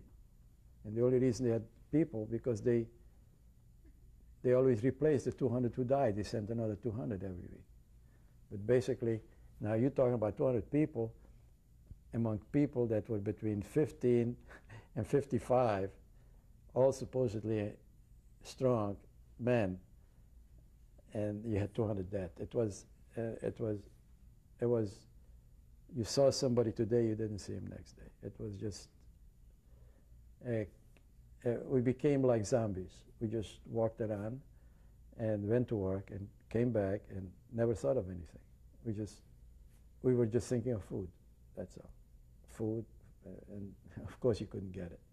So it was, our only preoccupation was food. And people got sick and people got weak, and every month or 6 weeks they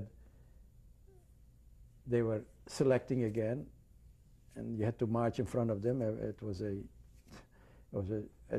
horrible experience. You have to march in front of somebody and he'll say you're dead. And so they would pick out every 5-6 weeks all the weak ones, and of course, after being in the concentration camp for about 2 months, you know very well who is on his last legs. Stopping now? We'll stop this tape Okay. now, and we'll continue Okay. on the next tape.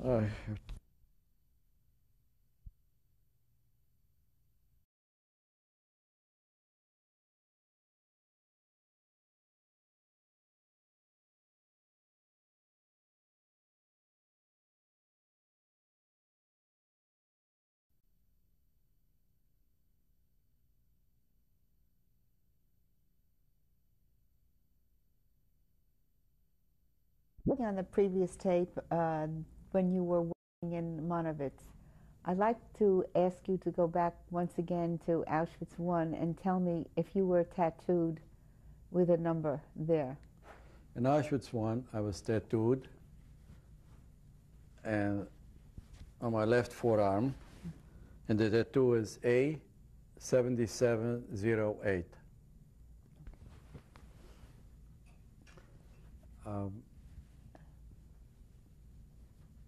It was insignificant in terms of being tattooed, but the significance was that you really started,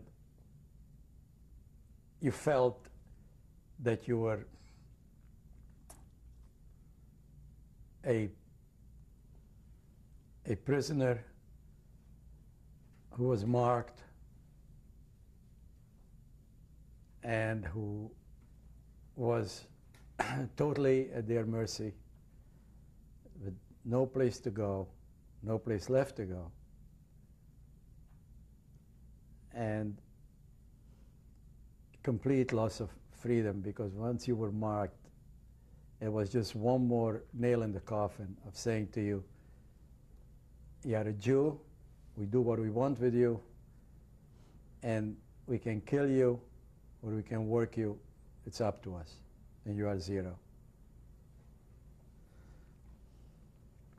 But it was a strange thing, because somehow I felt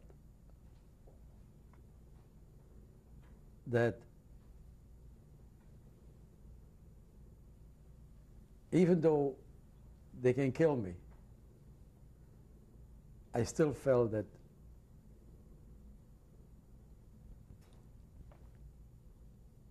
I am,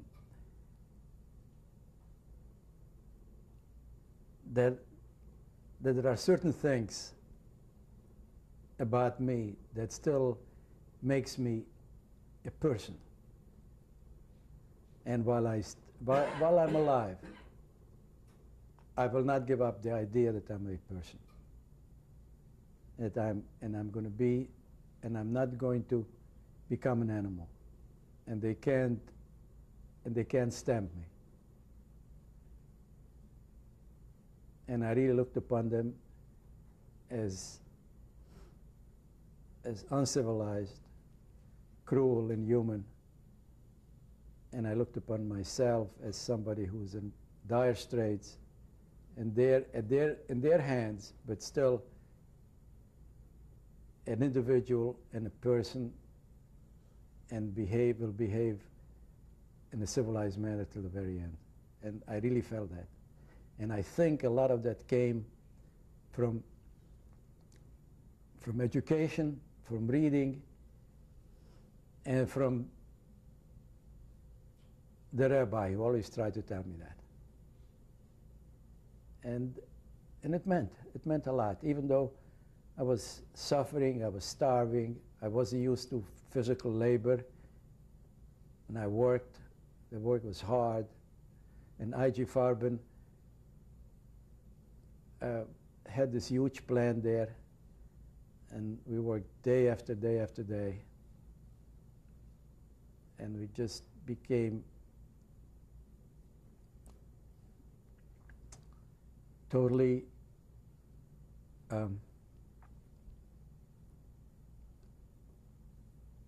we were in a situation that we were hoping that this is a sentence that's going to be over now as soon as the war is over. So we had this hope. But we knew that a lot of us are going to die. Next to me, in front of me, in the back of me, on the right of me, on the left of me. But each one of us hoped that they will live. And there was also another attitude, that some of us just must survive. And we knew that some of us must survive. The question is, who is it going to be? But 95% of us, and I'll say 95% of us, didn't want to survive at the other's expense. If we had to die, you're going to die, but we are not going to harm the next person. We are not going to do anything to to make somebody else's life difficult. And so I felt that the Jews in this situation behaved in an exemplary fashion. And I will say to you, 95% of us. Yes, there was 5%, maybe 2%, 1%, I don't know exactly, but not too many, who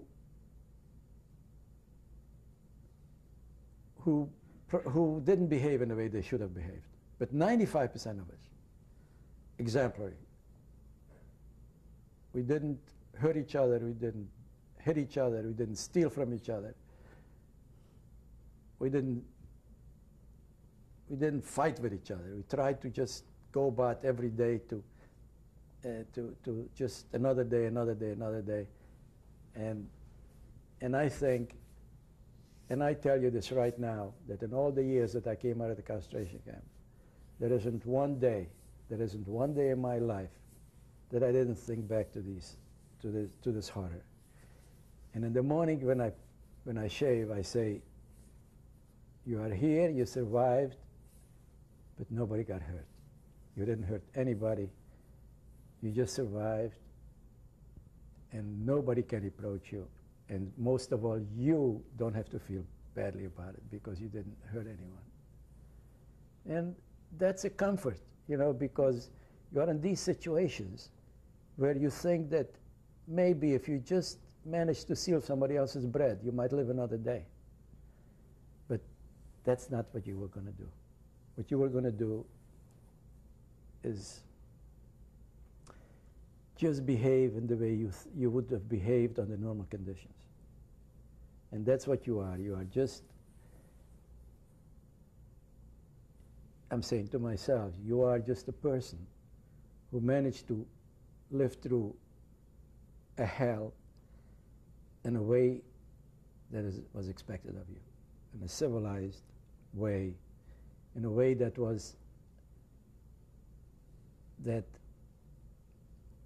the schools taught you and the rabbi taught you. And it's a comfort. And I think people shouldn't think so much of themselves that to live or succeed on other people's backs. And I can testify to that is something that creates happiness in people, satisfaction in people. Other way around, I don't know if I would have been able to live with myself, if I would have hurt somebody. And the reason I'm talking about it is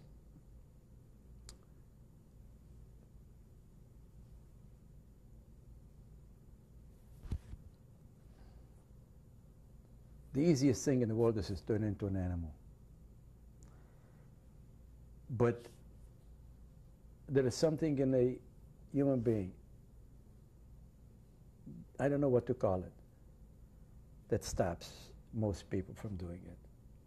And 95% of it were okay. And I'm happy about that. Not only because I was okay, because I felt 95% of those who were involved and were my co-religionists behaved in the way and what was expected of them. I'd like to go back to an incident that you told me about. And you said that when you woke up the next day, you realized your shoes were stolen. Yes. Tell me how that happened and what you did about it. Well, we were very tired, we were very exhausted, and I had my shoes under my head. And next morning, the one thing that they let you keep is your shoes. They were very good shoes, and it was important to have good shoes.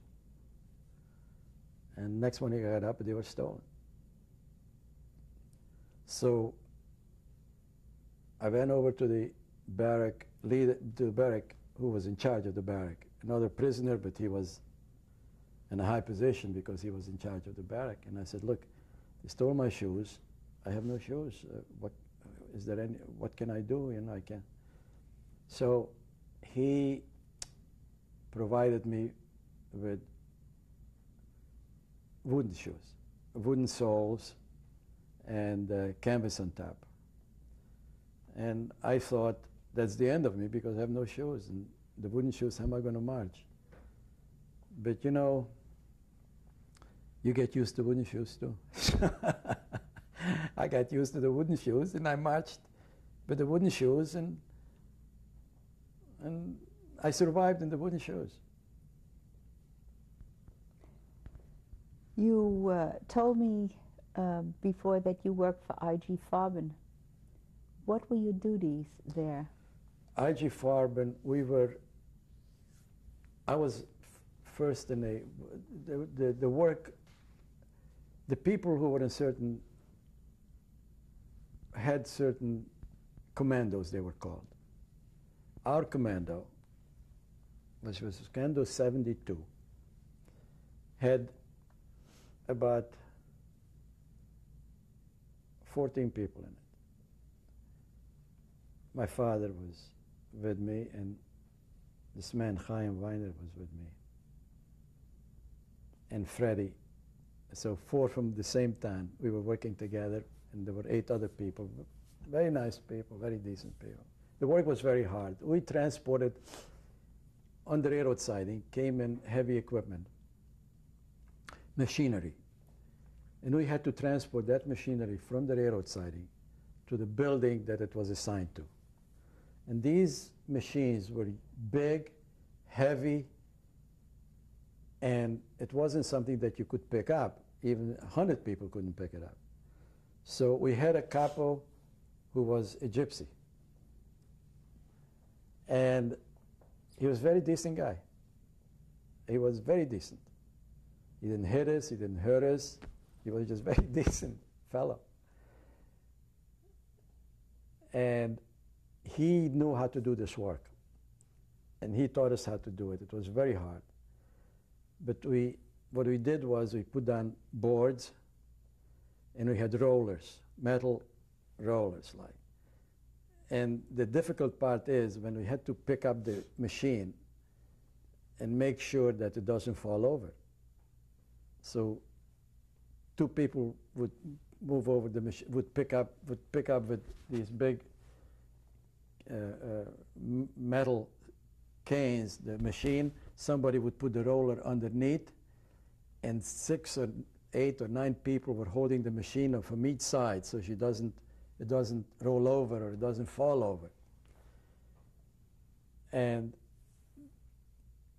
as we would move the machine up the roller, we would put another roller underneath. And that's how we would roll the equipment. It was very hard, it was very difficult, it was very scary because the machine was heavy, it could fall on anybody. And this is what we did day after day. The work was very hard because the equipment was hard. And when it came off of the railroad, of the railroad car, it was very cumbersome because you had to put boards on between the railroad and the ground, and it was sometimes too steep.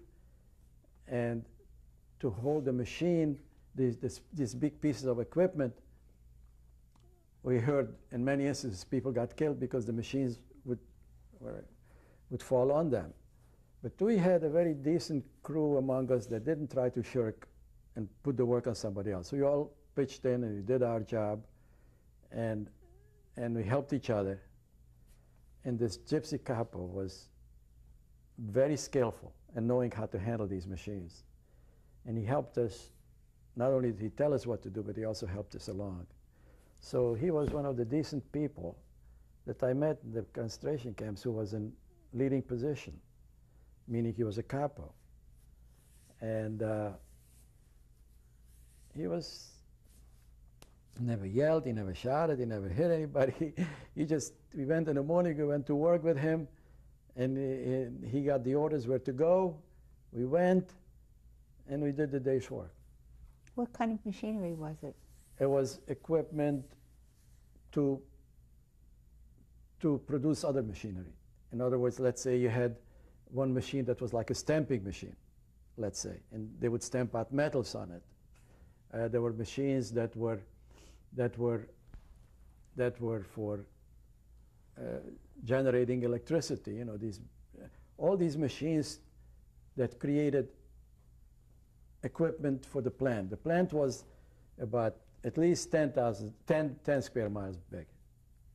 And there were 30,000 people in there, 10,000 Jews and 20,000 civilians. So we were working with civilians all the time. Was there any talking? We could talk to each other, but not one civilian ever came over to one Jew and say, here's a piece of bread.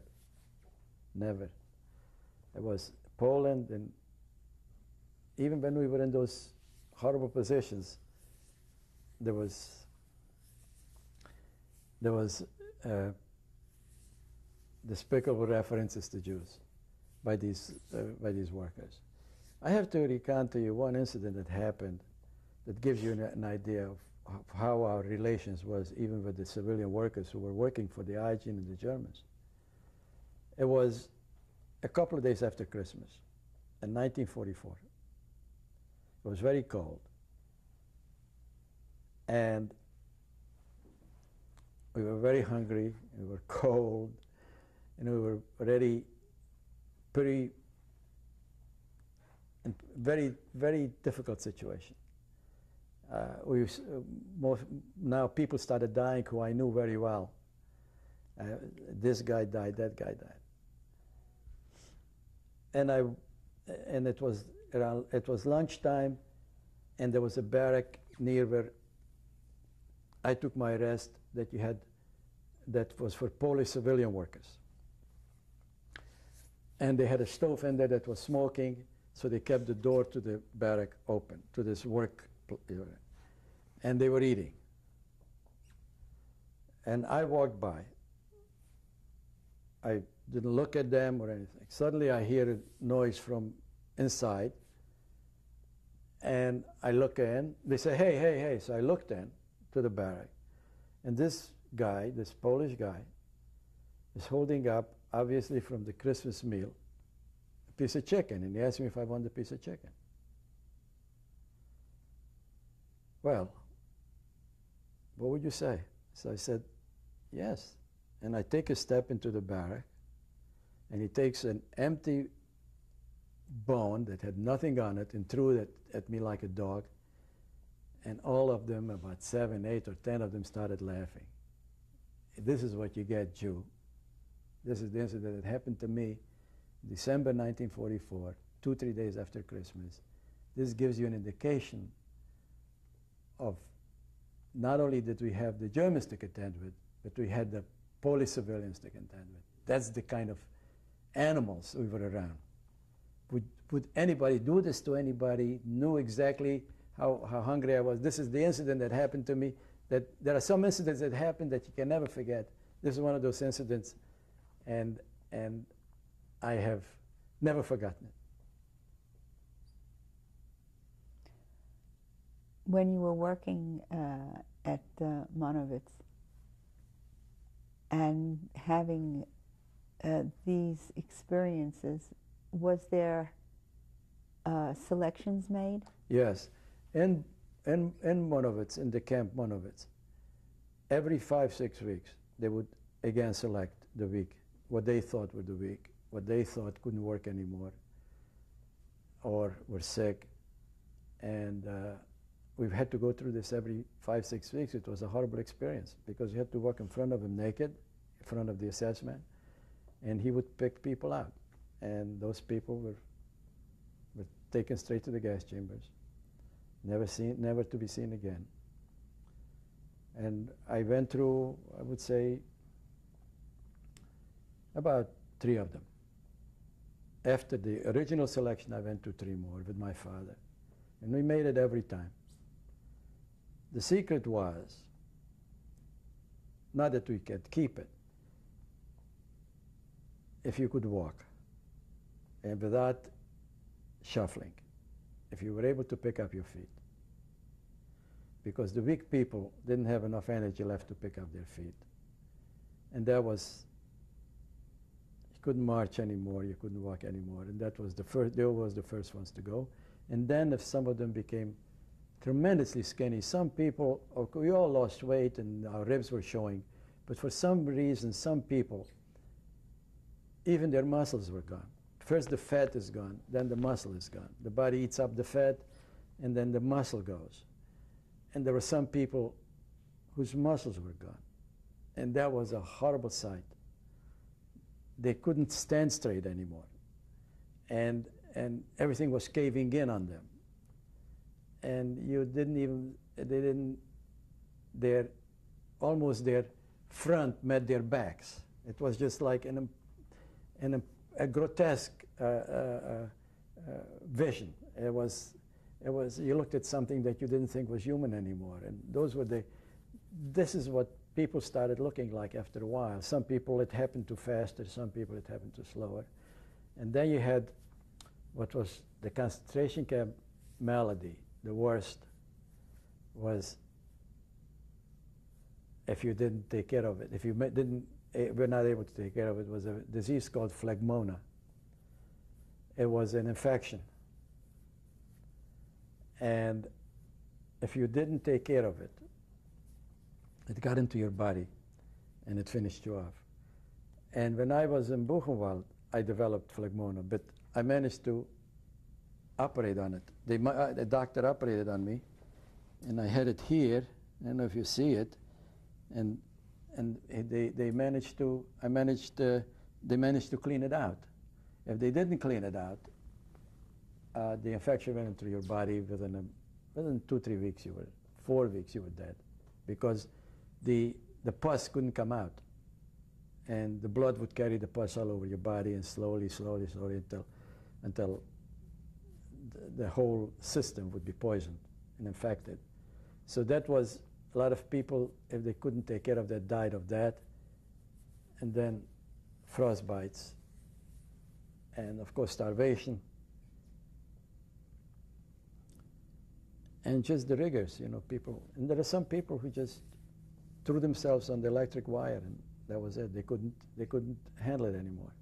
It was suicides also, some. Who was the doctor who operated on your knee? Well, in Buchenwald, strangely enough, it was a Russian prisoner. His name, I remembered his name. His name was Suslav. And I asked him, he spoke broken German. I spoke German. I says, Dr. Suslav, you're not going to cut my leg off, are you? Just get on the table.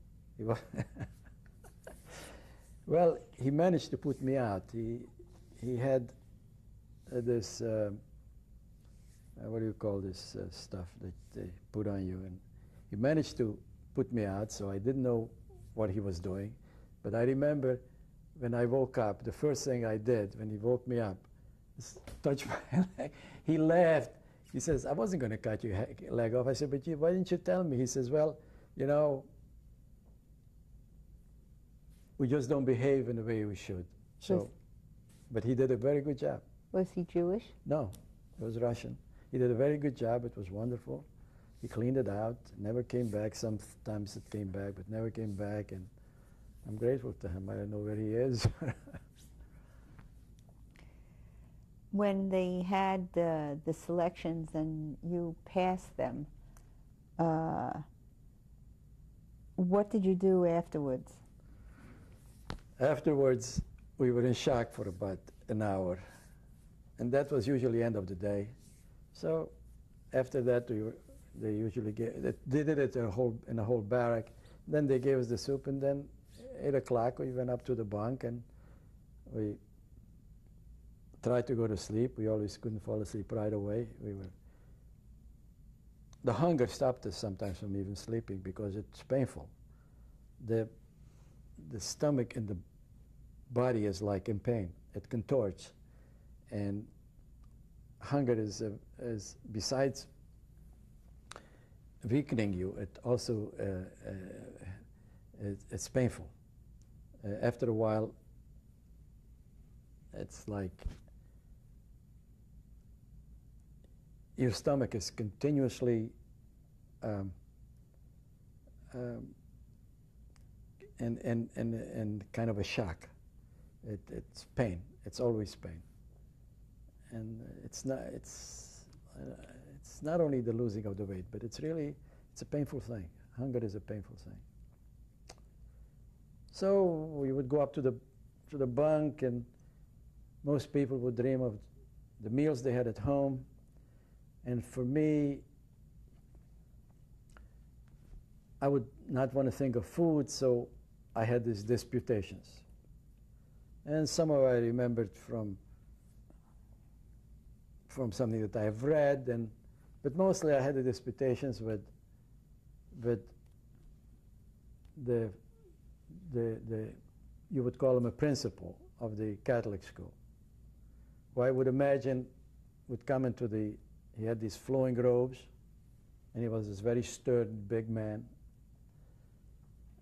And I remember from my school days, and he was very anti-Semitic, and I would have these imaginary these fantasies that he would come into the camp, and he would announce that anybody who went to his school should come up to the square, to the camp square. Every camp had a square where people were. And I would be up there, and he would say to me, "Oh, I remember you. Now, I can take you out of here, but you have to convert. And you have to convert in front of everybody. You know, you gave up Judaism and you embraced Catholicism." And then I would have this debate one night about him discussing the fact that I can't go, and then he would take me out. So I would discuss with him my father. So one night I would debate with him that I must take my father with me. And he would say, "Well, I don't think I can do that." And that would go on about my father. Then next time I would fantasize about, why do I have to give up my religion? Why do I have to join his religion? And he would tell me why, and I would tell him why not. And we would have discussions about that. And that kept me going. We'll stop this tape now and continue on the next tape. Okay.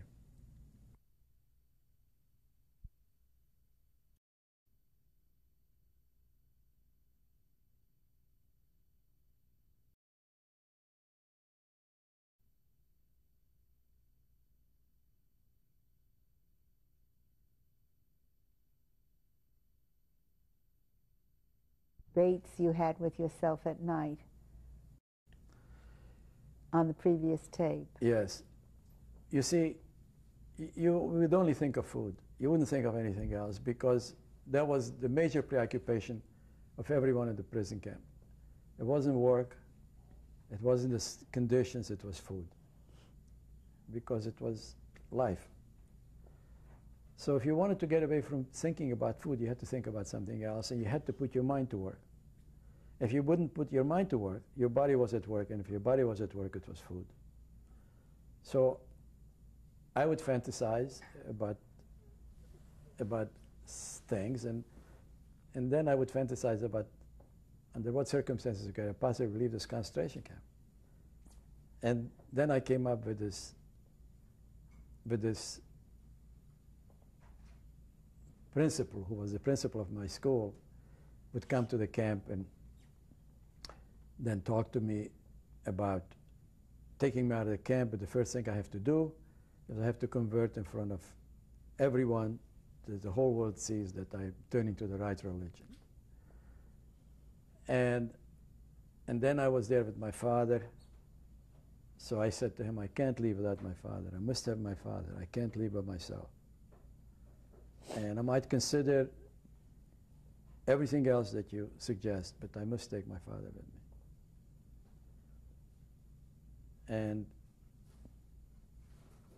And he would say to me, "Even in your own religion, you have to save yourself. You can't think of anybody else. God gave you life, and therefore you must preserve your life. You have a chance to get out of here. You shouldn't have to think of your father." And then I would come back with, "That's not so, because the Ten Commandments tell us that we must honor our parents, and I'm not going to honor him by leaving here to die and save myself, and or to give up my, if you want me to give up my religion, you have to save my father with me. And these discussions would go on, and eventually I would turn him down because of my father. The next debate was about religion. And his religion always, he would say to me, you know, you want to have eternal life, and eternal life is, and if you want the road to heaven is through the Catholic Church, and I'm giving you this opportunity not only to take you out of here, but to give you eternal life. And I would say to him, you see, in Judaism, we really don't have eternal life. We might have, but we are not talking about it in a very concrete form. And in Judaism, we don't get compensated for being good people. God is not telling me that if you are a good man, Anton, I'm going to compensate you. I'm going to make you rich, and I'm going to make you fruitful, and you're going to come to heaven, and you get everything. In Judaism, God says to us, you are not getting a gold medal for being good. You are supposed to be good.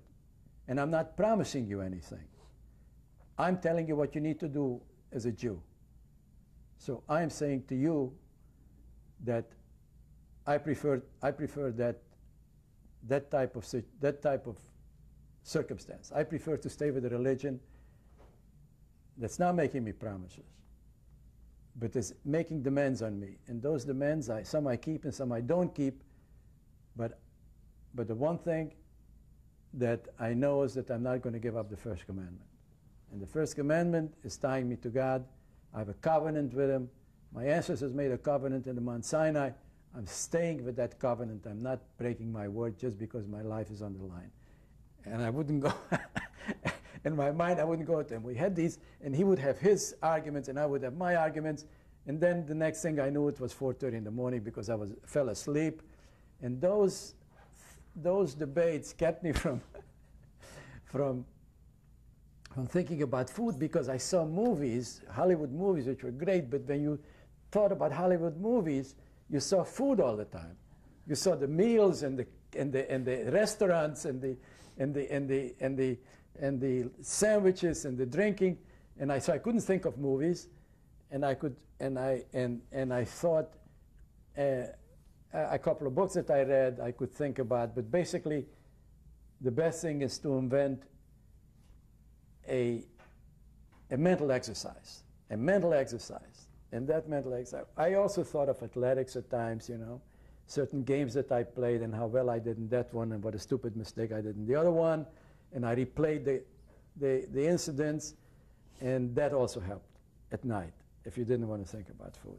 But eventually it came down to all the games that you played came back to the fact that you were still in the concentration camp, you were still hungry, and then it became very difficult to be with my father. Not because I didn't love him and he didn't love me, because he saw me deteriorate and I saw him deteriorate. And it was painful to watch. Painful. And my father was suffering from great not being, from this feeling that he wasn't a good enough head of the family to save his family from this. And he traveled all over the world. He was in London, he was in Paris, he was in Vienna on business, Berlin and Leipzig. And now he was in a position where he saw his son in this condition. He knew that his wife and his little boy were gone. And he just basically started giving up. And that was very difficult for me to watch that. So I was in terrible pain about that, because I kept watching him and he kept watching me. And then he started complaining about chest pains. And I had no idea what chest pains were, and I thought perhaps it's a muscle. So while it had its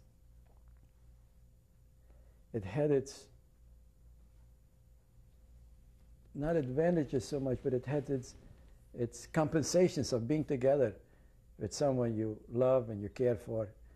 But it had this mental anguish of seeing a person coming to and developing into a physical condition that actually, if I didn't see him for a day, I wouldn't recognize him. Because they transferred me from one work to another commando, and so they transferred me in the barrack, and I would see him anyway. Every day I would go to his barrack to see him. And for a couple of days, I couldn't go because there was certain things going on in the barrack, but I couldn't leave the barrack. And then the third day, I was going to go and see him, but instead he came waiting for me at my barrack. And I passed him by. I didn't recognize him. And he said to me, "Don't you recognize me anymore?" And I remember saying to him, "Oh, no, Dad, I just didn't look in your direction.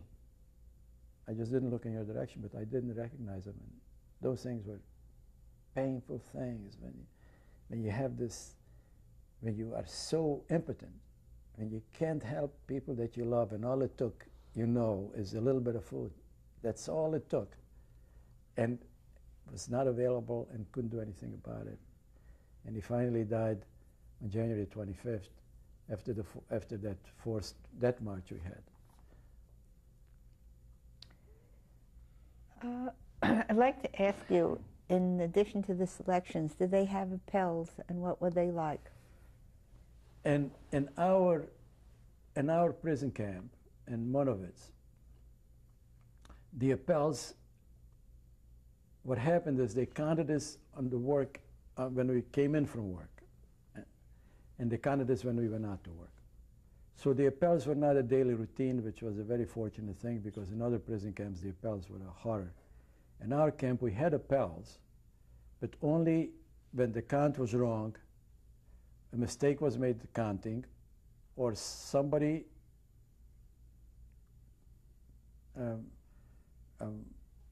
was no longer, tried to escape or something like that, then the appel would last.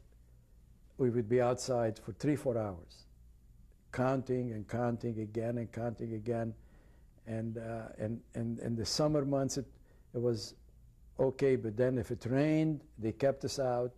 In the cold winter, if they needed to keep us out, and those appels at times took lives, because people either couldn't, when it was the Polish winter, if it wasn't the winter, the cold got to them and just collapsed, and once they collapsed, they were gone. I mean, they were taken right away to the infirmary, and from there straight to the gas chamber. And also, when you got wet, and the clothes would get wet, and it was at night, and the next morning you put on the wet clothes, and it was horrible, and some people got pneumonia from it, or so the appel took lives, if not immediately, then consequentially. And it was totally unnecessary. It was just a punishment that they decided to do on us because they miscounted, or somebody wasn't counted, or somebody managed to escape, or something like that, and it was a you see, they had,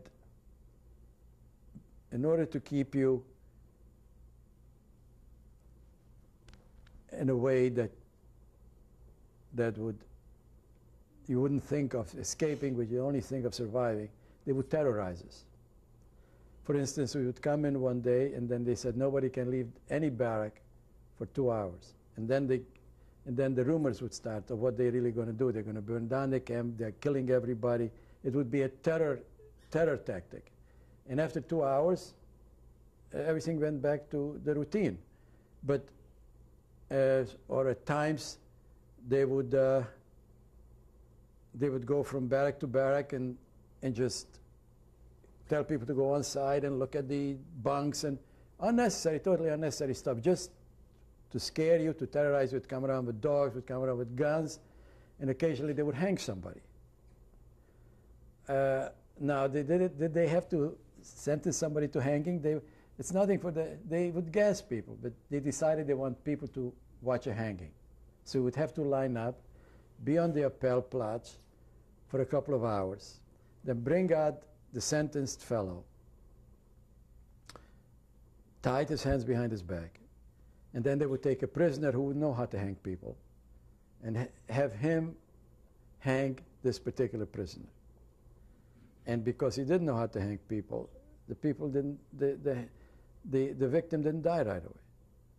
And it was a horrible thing to watch, but that was all, it was all terror tactics, all made to sow fear into us, terror into us.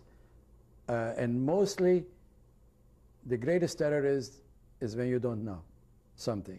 And you are in this situation. And when they locked you up in the barrack and said nobody can leave, and it will last 2 hours, nobody knew anything. And it was horrible terror. And that's how they kept. But they also had informers all over the place. You just couldn't, they knew everything that was going on.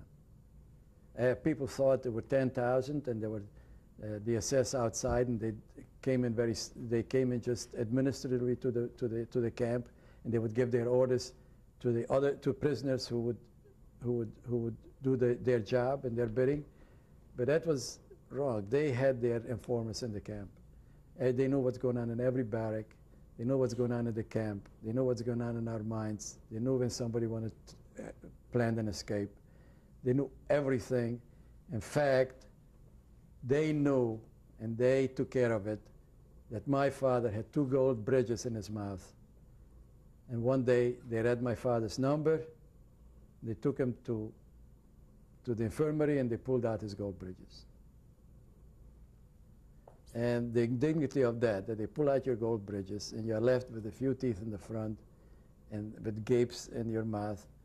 And so that's how they had informers. That's how they knew everything. Who would see my father's gold teeth except an informer? Because if another prisoner sees it, he's not going to go and tell somebody Meisner has gold teeth in his mouth. But they knew if somebody had a gold bridge or 2 gold bridges, whatever it is, they wound up, they pulled his gold bridge. And so they knew everything. Who were these informers? Nobody ever knew. I never knew. But my father said to me that they were probably either they are a prisoner themselves who gets a little extra food. And in some instances, he said they were professional. Because my father was in the Austrian-Hungarian army. He said, look, some of them are, that's why, because he told me, don't say anything to anybody, because you don't know who you're talking to. You might talk to an informer. So he said, and some, he said, could be Germans who are trained for this type of work. And they know what's going on, because sometimes they took away people who didn't know why. Maybe they said something. Maybe they wanted to do something, and we never knew why. And my father's explanation is,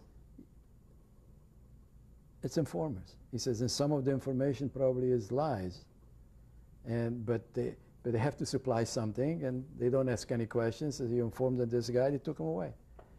So you had, you really couldn't say anything to anybody. Even you were afraid to say something to your best friend because he might repeat it to somebody else. So the best thing was just to keep quiet, not say anything. And my father told me something else in the beginning. He says, look, if an SS stops you, or you pass an SS, he says, don't ever look into his eyes straight. I said, Dad, what do you mean? He says, well, you see, when you look at him, visually you challenge him. And if you visually challenge him, he'll say, you know what he's really saying to me? I'm a murderer. So he says he'll kill you He says he doesn't want to be challenged. He doesn't want to be reminded the things he's doing. So the best thing is take your cap off, look straight, don't look at him, because otherwise it could be trouble. Now these are the things that maybe perhaps could have made you survive. And these are the intricacies that you learn after you are there a month, 2 months, then you learn more and more. And eventually you learn to say no. But you don't have to say it loud. You can say it into mind. He wants me to do something, I'm going to try not to do it. Because what he wants me to do is bad for me. So I'm not going to do it. Who was that? The Germans. So you have to try. But by the time I woke up to no, it helped me, but it was late. I could have said no before, but couldn't say it in time. And when I said no, it was the last 10 days in Buchenwald. Because they said all the Jews have to come and report, and I didn't go report. Instead, I hid out. And I hid out for every day. They killed 50,000 Jews in the last 10 days in Buchenwald. But I was saying no.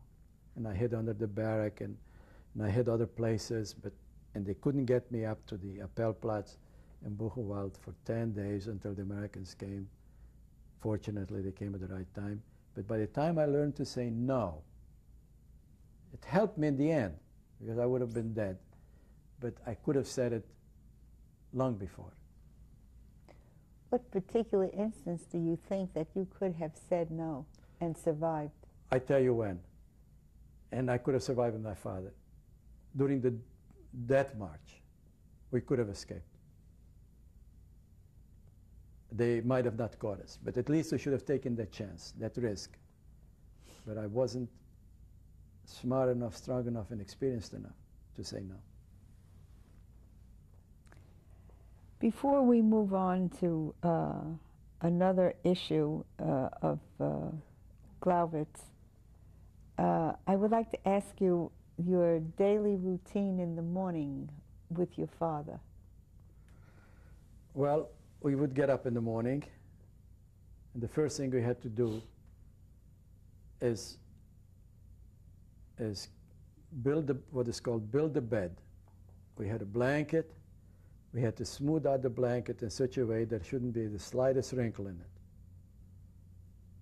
And the bed had to be absolutely like it was laid out cement. Not a wrinkle. If there was a wrinkle, you were punished. So my father and I had this smoothing out process. Took about 10 agonizing minutes to make sure. And then when you had to get off the bed, to make sure that you don't forget to smooth out the wrinkle where your hand was. So that was the first thing we had to do in the morning. Everybody is what was called building in German, building the beds. And so when you looked at these bunks, they were all in shape that you couldn't find 1 centimeter of wrinkle. And so you think that was something, again, to terrorize you, to try to show you that you're going to do exactly what he tells you to do. You're not going to have a wrinkle. You're going to have a wrinkle, you're going to be punished. You get too many punishments, you'll be gone. And that was like a torture, because you don't think too much of, well, so you make the bed without a wrinkle. It was resentment. Yeah, you have to now worry about the bed, and then you have to be careful. And it was that was a morning. Then we'd go to wash our faces and take care of our personal needs. That would be, by this time it would be like 5:30. And then they would give us the ration, the ration, and with some black hot liquid, and then 6:30 would march out to work. Were anybody that you knew there punished or tortured, and why was that done? Well, many people were punished, but I have a personal experience of being. Every Sunday, you had to have your head, a haircut, and they used those machines. Like I said before, they were dull, and they would pull the hair, and it was painful. So one Sunday, I decided not to do it, and of course, by Monday, they knew I didn't do it. So I was sentenced to 10 lashes with a rubber hose. It was, and they administered it, but I had a friend who was the administrator of the lashes, and instead of giving me 10, he counted it double, and he only gave me 5. So I had a break, but it was very severe punishment because to be lashed with a rubber hose is a very painful experience. And of course, the double pain is that my father had to watch it.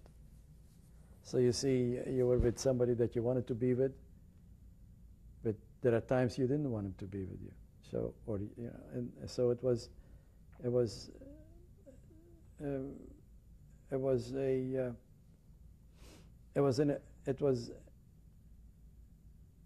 an impossible situation. Everything that's supposed to be good had some terrible sides to it, and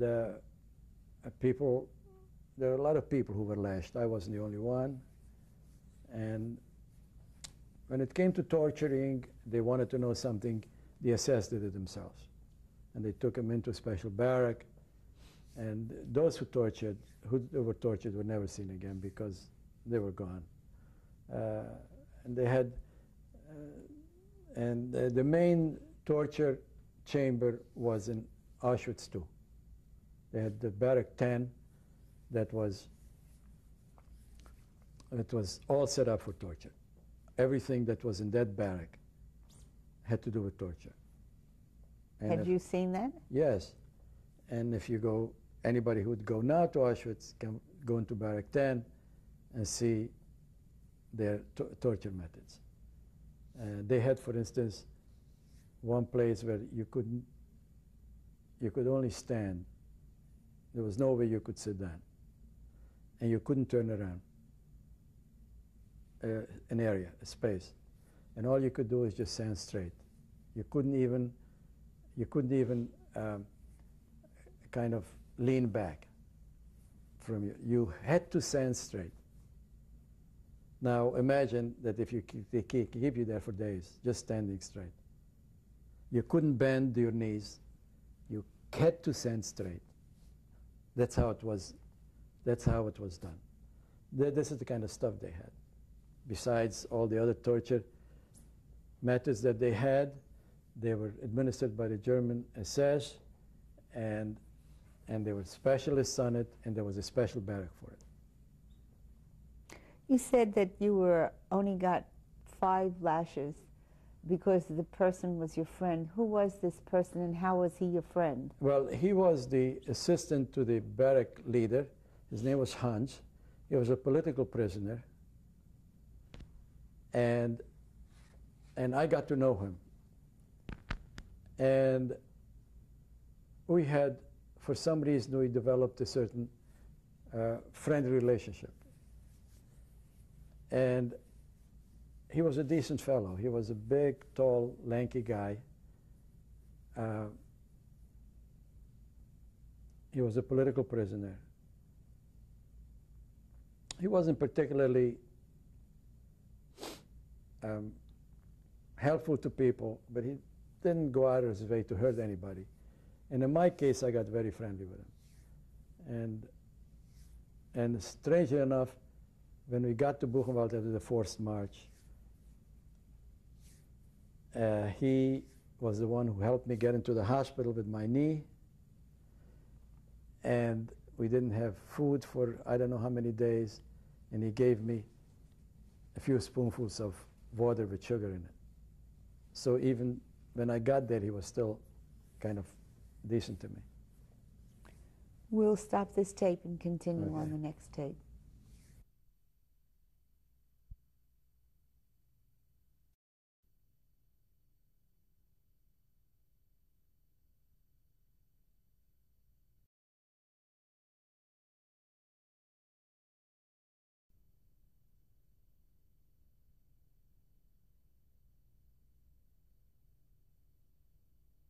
talking on the previous tape about Hans being this political prisoner who was helpful to you. Do you know at the time when you were there at Monowitz and you were working, did you have any idea what was going on outside the camp? We had some news about the military situation, but we didn't know too much, but we knew superficial stuff. And sometimes we found an old newspaper in the camp that was read by German workers that were German. They were the engineers or the supervisors. And they had read some German publications. And if they left them around, we read them. And even from the German publications, we were able to scan some news. And not all of them read it, but occasionally if somebody read them, he spread it around.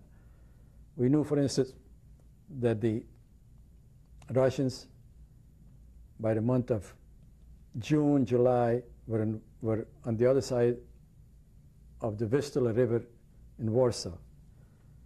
Now, from Warsaw to Monowitz was 150 miles. We said, gee, how long can it take him to get 150 miles? Well, it took him till end of January. And then by end of January, the Germans decided to take us with them. And we knew that. We also knew that the Americans took Paris in August. We knew that, and that was because we were with some French people, French prisoners. They were Jewish, but they were French.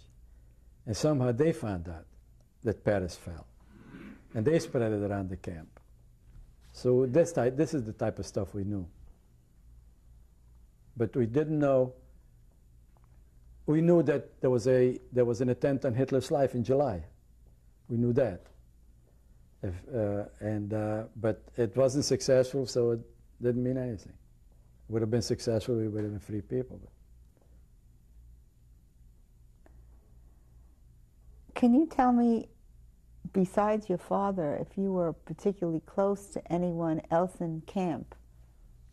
And how did the inmates, other than the things that they did, how did they keep up any spirit that they could have had? I wasn't close to anyone because while I was in Monowitz, I was with my father, and that was, and we had some people that we knew but are closer with my father. Once I got separated from my father, and my father died in Buchenwald, and the cattle cars go on the way to Buchenwald, I lost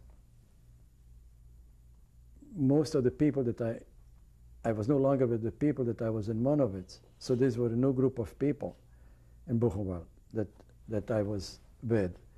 And I never developed a close relationship with anyone, except I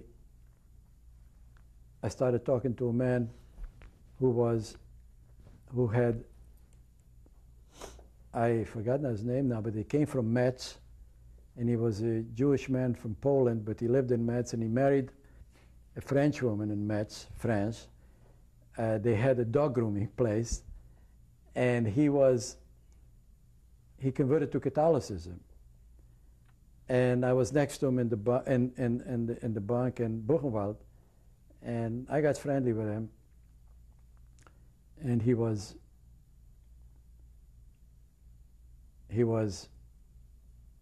afraid he's going to die and that he will not get absolution. There won't be a priest around him.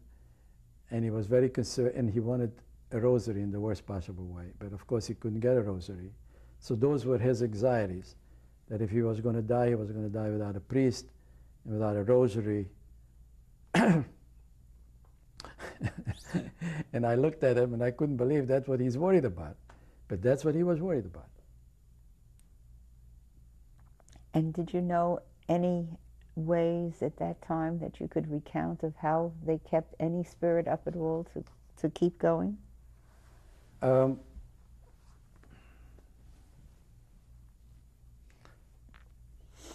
keep going,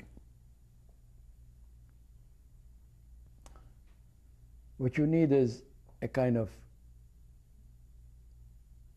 will. You need a kind of ability to handle things every day, whatever comes, and manage to somehow not to be in a position where it's the end. For that, you didn't need spirit, you needed a little bit of maneuvering. Even there was a little maneuvering here and there. Try not to do the hard work.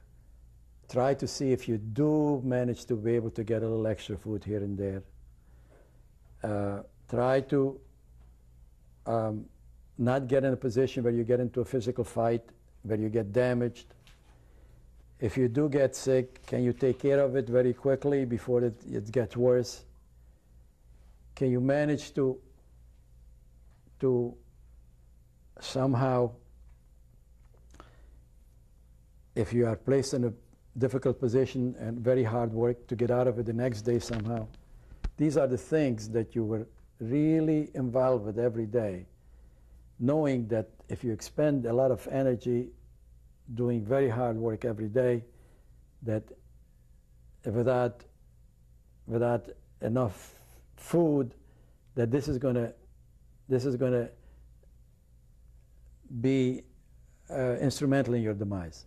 So the things were food, work, weather. Can you keep out of the rain? Can you keep out of the rain? The rain was deadly because your clothes got wet. You didn't have nothing to change. The next day, you put them on, they were still wet. Can you keep out of the cold when it's very cold? Can you do something not to have to work outside? Is there any way that you can wear a cement sack without them finding out, because they didn't want to wear it? You were not allowed to put on that cement. You know, the paper kept you warm. So these are the things that we try to do for ourselves. There was no spirit. There was no spirit because the only thing that you had is you say to yourself, I'm not nothing, I'm somebody. And I know some people are going to survive. The question is, am I going to be one to survive? And what do I have to do? And what can I do? Well, these were the things, but basically, I would say that in my family, from my father's side and from my mother's side, brothers, sisters, uncles, aunts of mine, cousins, 62 people were taken to the concentration camps. And only 2 survived out of the 62. I am one, and the other man was a husband to my aunt. So you say to me today, or anybody, how did I survive? 60 out of 62 were gassed or died of lack of nutrition, or of dysentery, or of other diseases. And I managed to survive. I don't see how it happened, but it happened. The other person who survived, who is now in Brazil, if he's still alive, managed to get a supervisory position from the Germans in the camp. So he was in a good position, but I had no special privileges of any kind. So I survived, but including an operation, out of 62 people, which is just, I guess, I don't know what to what to, how to explain it. I don't know how it happened, why it's me, and because I had cousins the same age as me, and they died. I had young men and young women.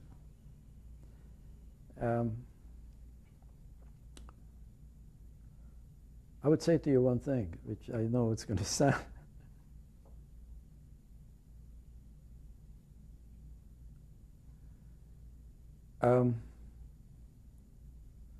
To be in a way informed, and to have some knowledge, and to have some references to some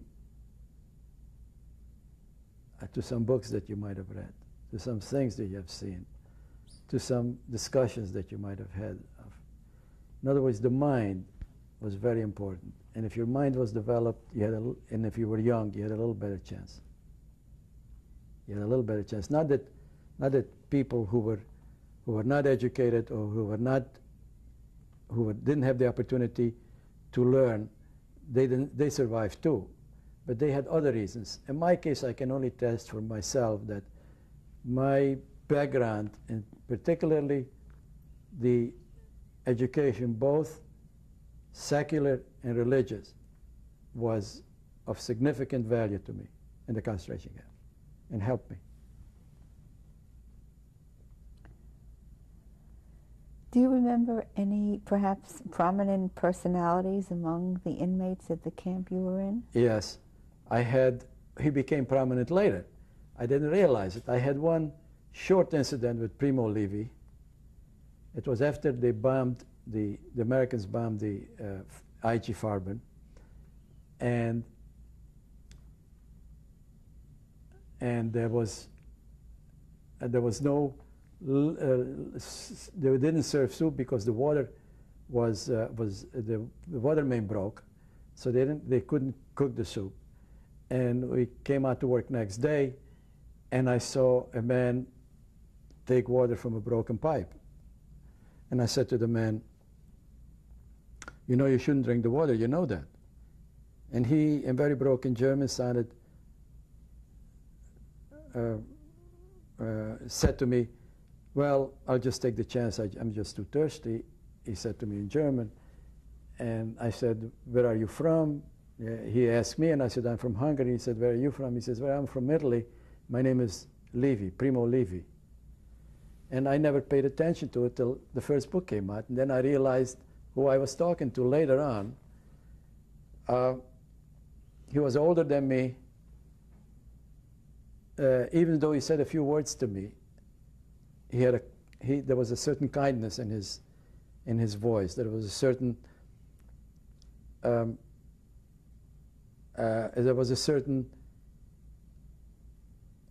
rapport that he was able to establish just by saying something. But I didn't realize who I was talking to, but I found him very friendly, even for the couple of minutes that I talked to. But on the other hand, I felt that I'm surprised he survived, because he was if he drank the water, he sort of gave up.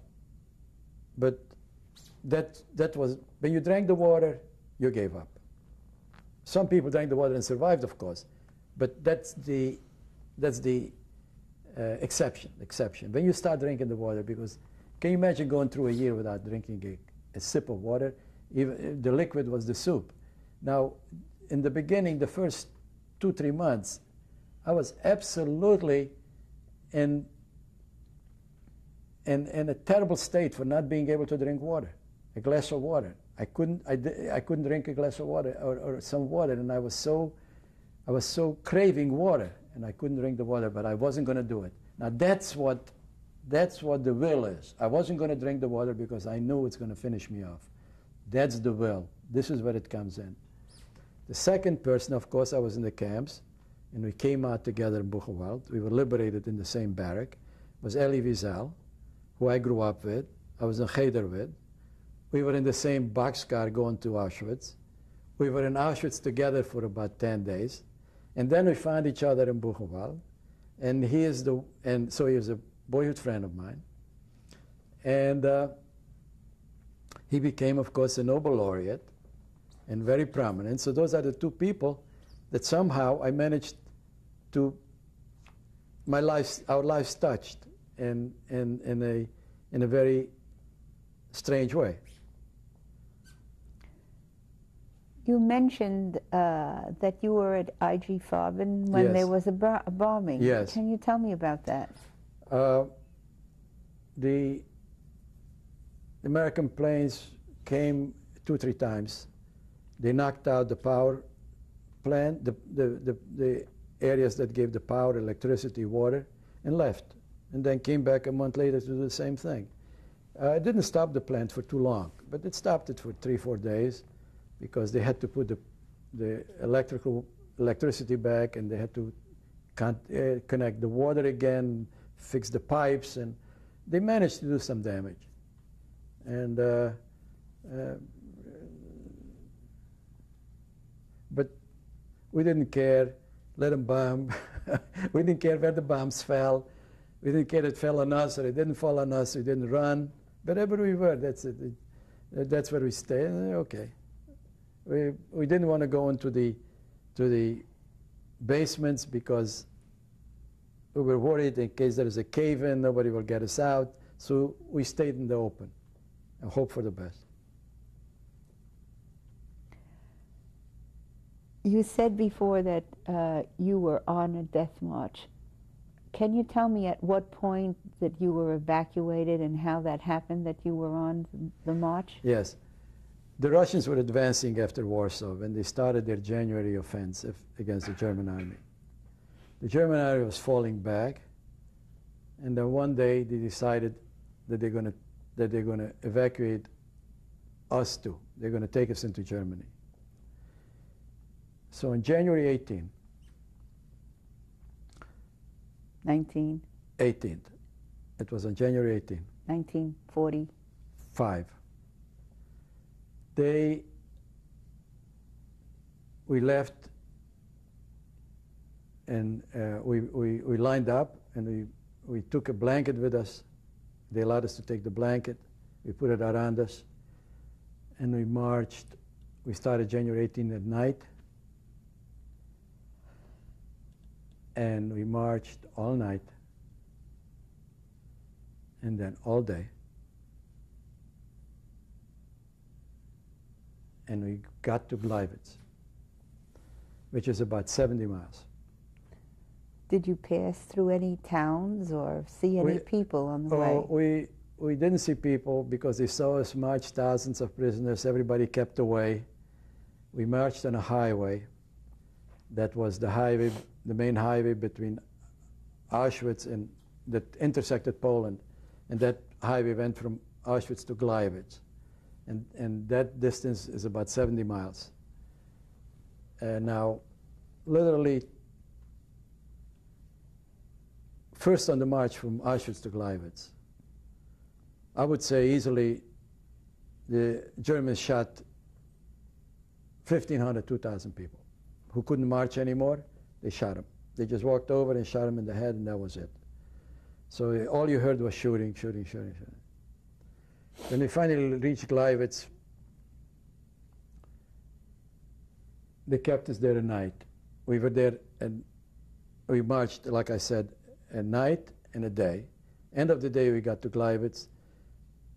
Gleiwitz was a concentration camp that was already empty. They put us in there. The difficult situations were very difficult because that was a small camp, and there wasn't enough room in the barracks, so a lot of people stood outside in the cold for the night. The next afternoon, they brought up cattle cars and a train to take us into Germany. That was the time when they separated my father and me. But at that time, when they separated us, I knew he was in one of the cattle cars, and I know that I'm in the other, so I said, well, I'll see him wherever we get there, I'll see him. So I wasn't particularly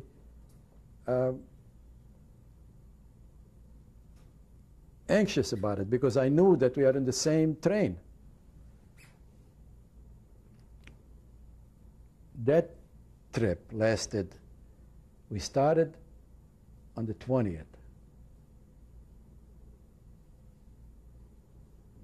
20th. And we got to Buchenwald on the 25th. That was 5 days and 5 nights in cattle cars without food, without water. It snowed, so I used to eat a little snow. Not a lot because I'm afraid of diarrhea, just to get some liquid in myself. On that trip, we were like 60, 70 in a cattle car. When I finally, I was like an icicle in the end. You heard the bones were crackling when I got up finally. And I was marching, we got there, they opened the doors, and we were going to, and as I was marching, I saw a lot of people not follow me, and I thought, gee, maybe they didn't hear, they are asleep. Well, what happened is 2/3 of the people were dead. 2/3 of that transport died. When we marched out of that cattle car in the end, in Buchenwald, if we were 70 people in there, 40, and in some cases 50 people were dead. Frozen, starved, and my father, I later found out, died on that day in the cattle car. And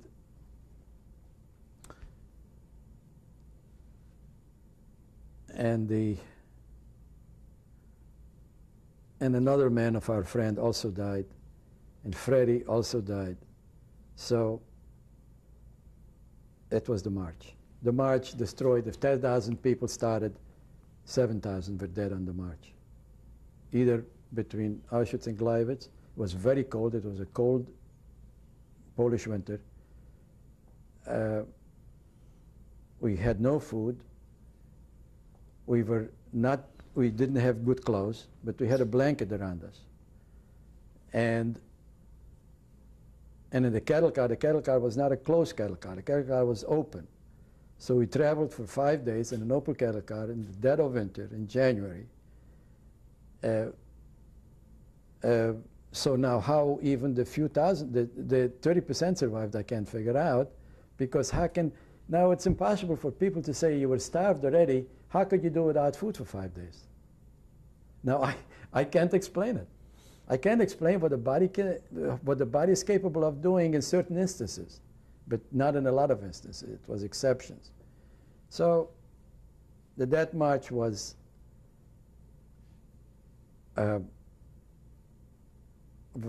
vicious for us because it was very cold. It was a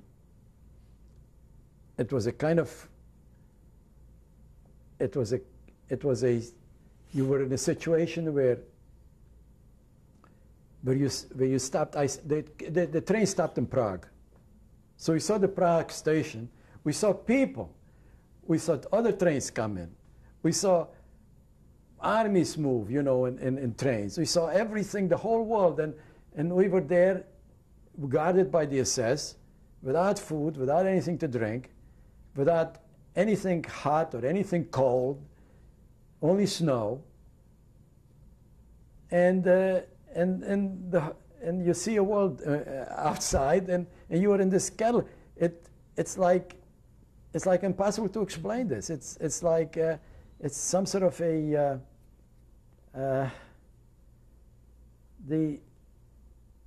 it's a kind of incongruity that is almost unexplainable. And we were all so debilitated and so weak and so dispirited, and so many people died around us that we know, that we just didn't care. We just didn't care. Wherever they take us, they take us. And they took us to Buchenwald. Buchenwald filled up. A place that could take maybe 20,000 people had 80,000. They cut the rations some more. And I had this operation. in Buchenwald. And Which one was that? under my knee, and I found out my father was dead, and I was truly at the end of my rope. I said, I don't know if I can go on. But there is something that's just impossible to explain. I just decided that I'm not going to give up. I'm going to try. And in the last 10 days, between April the 1st and April 11th, I put in 10 days for my life that I didn't think I could do. And I was able to do it. I was able to hide. I was able not to go where they wanted me to go. I was able to elude them in the last 10 days. Under the barrack, and in one instance, I have to say to you, I decided I had no other choice because I was almost trapped, that I hid in a mountain of dead bodies. I just saw that chance there, and I said, well, I have no place else to go. Maybe here they won't, you know. And I got away with that. And then, out of no place, on April 11th, the Americans arrived. I couldn't believe it. I couldn't believe it. I said, how is this possible? But then, the first week was bittersweet because I realized the loss. I started realizing the loss. And that was difficult. But then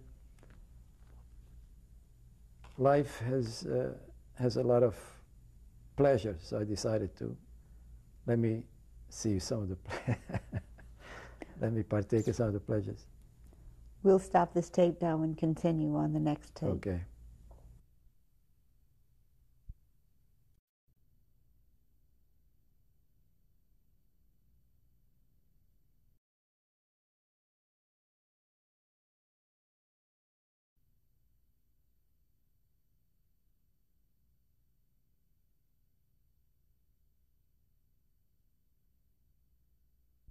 We were talking on the previous tape about your arrival at Buchenwald. Can you describe to me in detail what the camp was like when you arrived there and what conditions you found? Buchenwald had two parts to it. The old camp were very nice stone buildings. And that's where the German political prisoners were kept.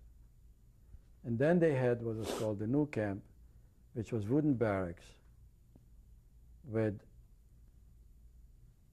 really not bunks, but boards on 3 levels that we just crawled into without any mattresses, without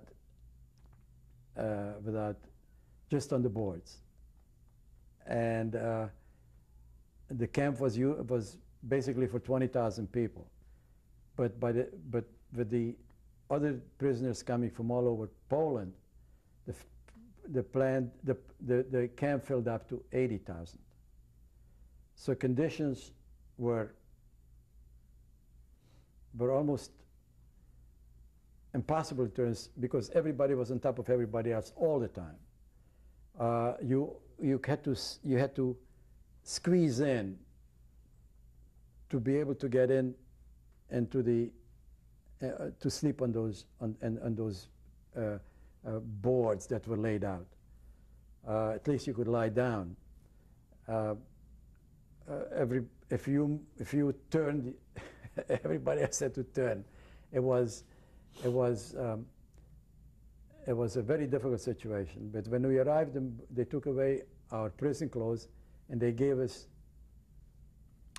just clothes that they had taken from the other Jews or from the other prisoners. So in other words, we were no longer in prison clothes.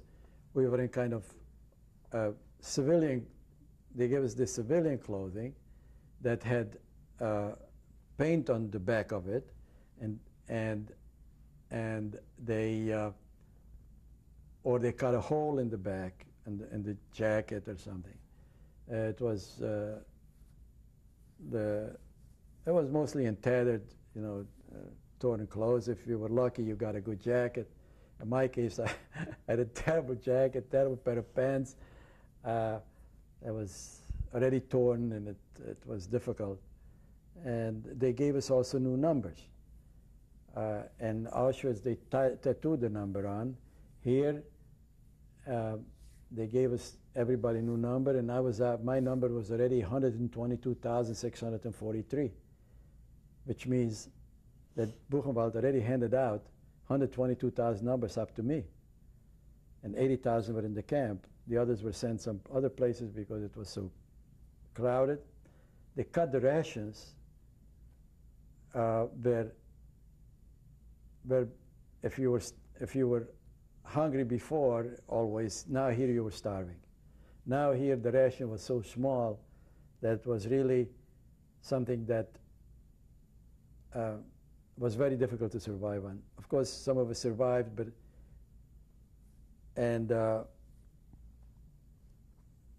there's just one thing: they cut the rations, but it didn't work. There was no place to work anymore. Germany was being bombed day and night, and the Allies were already at the borders of Germany. The Russians were already in Germany, so there was no place even to do any work anymore. So we were left in the camp. We got these rations, but at least we didn't have to march to work, and we didn't have to do labor, and maybe that helped us a little bit. We didn't have to expend that energy. The conditions became difficult in Buchenwald because you had different type of prisoners now.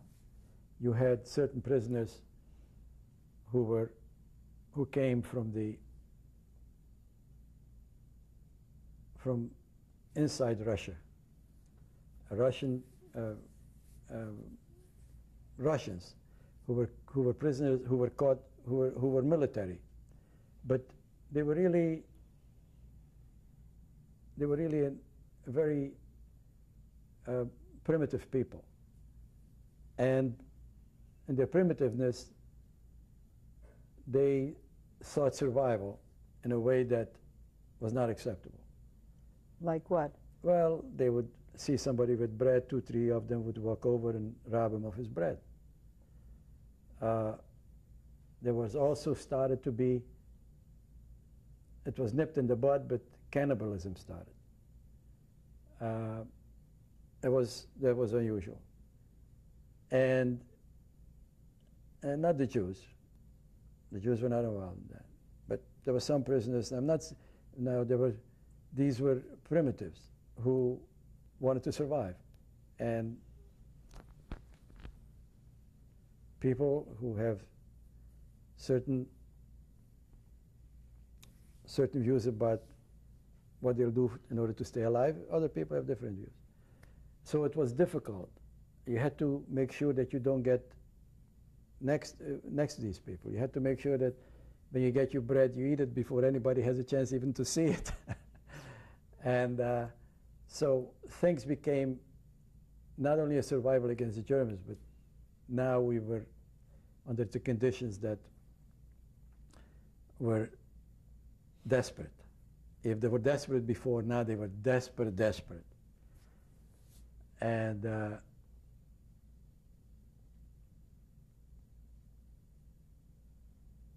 you saw mountains of dead people every day. What did they do with the bodies? They had a crematorium there. They didn't have a gas chamber, but they had a crematorium. So they just burned the bodies. The crematorium was working all the time. They had, in Buchenwald though, they had one thing they didn't have in other camps. Because it was set up by political prisoners, they had a couple of hospitals that were manned by doctors, and they managed to get some medications. And they were able to do operations on people, and they were able to help some people, these doctors, that somehow they were able, they did even amputations. They did amputations on people. So they managed to do some superhuman work but I had one friend of mine who was bleeding because of an operation. They held him up. He was bleeding to death. They took him back into the hospital, put him in a bathtub of water to see how the blood is coming, and they managed to stop it. So these doctors, these prisoner doctors, did a yeoman's job. They did a superhuman job to try to save people if they could. They were excellent, and because it was political, before it became a total, a concentration camp a total concentration camp. Before it was just a political. They set up these couple of hospitals for themselves, and because they were German, most of them, the German SS had a kind of, not a relationship like a German to a Jew, but a German to a German who didn't agree with him, and they were able to get some things from the Germans. And the Germans were able, because they were Germans, that they thought maybe, well, they'll be saved, they'll go out one day. So they were able to do things in Buchenwald that we were able to profit from when we got there. But so it helped some people, like it helped me, it helped this friend of mine that I told you about. So it helped some people, but the conditions were such that people were dying even at a greater rate than, because of the lack of food, and the people couldn't even rest because we were sleeping in those, what is called a bunk, but they were boards and they were hurting us, and there were too many people. And something happens when a place has too many people. Some people go crazy. They just can't take the, what do you call it? And some of the people just, when they got sick, there were so many that the doctors couldn't take care of them. So they just died in their bunks. They couldn't move out of there, and they just died there. And so we always had to make sure that the person next to us is still alive. You didn't want to sleep next to a dead body for the night. So it was, we were used to living with death and the starvation and disease and terror. And that went on from January the 25th to April 11th, when the Americans finally arrived.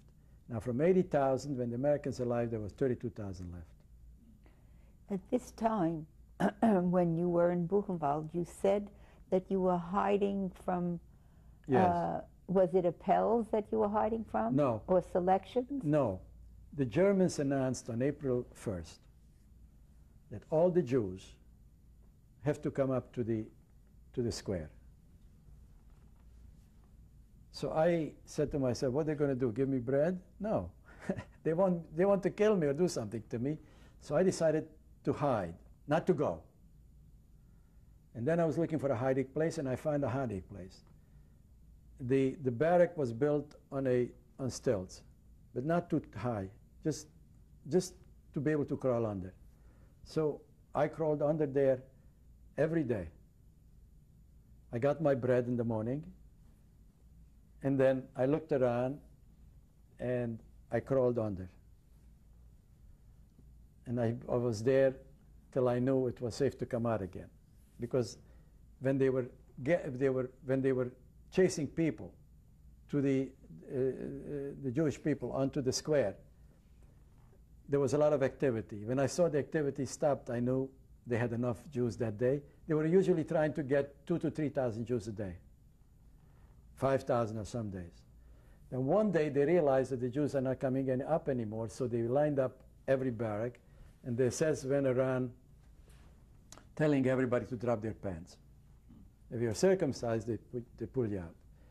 But I was lined up, and I saw what they were doing to the previous barrack. So I decided to move out of the barrack lineup and go into a barrack. And I went into the barrack, and I ran into a Frenchman. I spoke broken French from high school. And I started talking to him. And I said to him, can I be next to you in the bunk? This Frenchman was not a Jewish person. He was caught in the French underground. He was a Sorbonne student. He handed out leaflets in Paris, and they sent him to Buchenwald. And he said, what's the problem? I said, well, you know, I'm Jewish, and you saw that they are taking. He says, oh, come, I'll help you. So he helped me out. We had an afternoon conversation about Paris and things and stuff like that.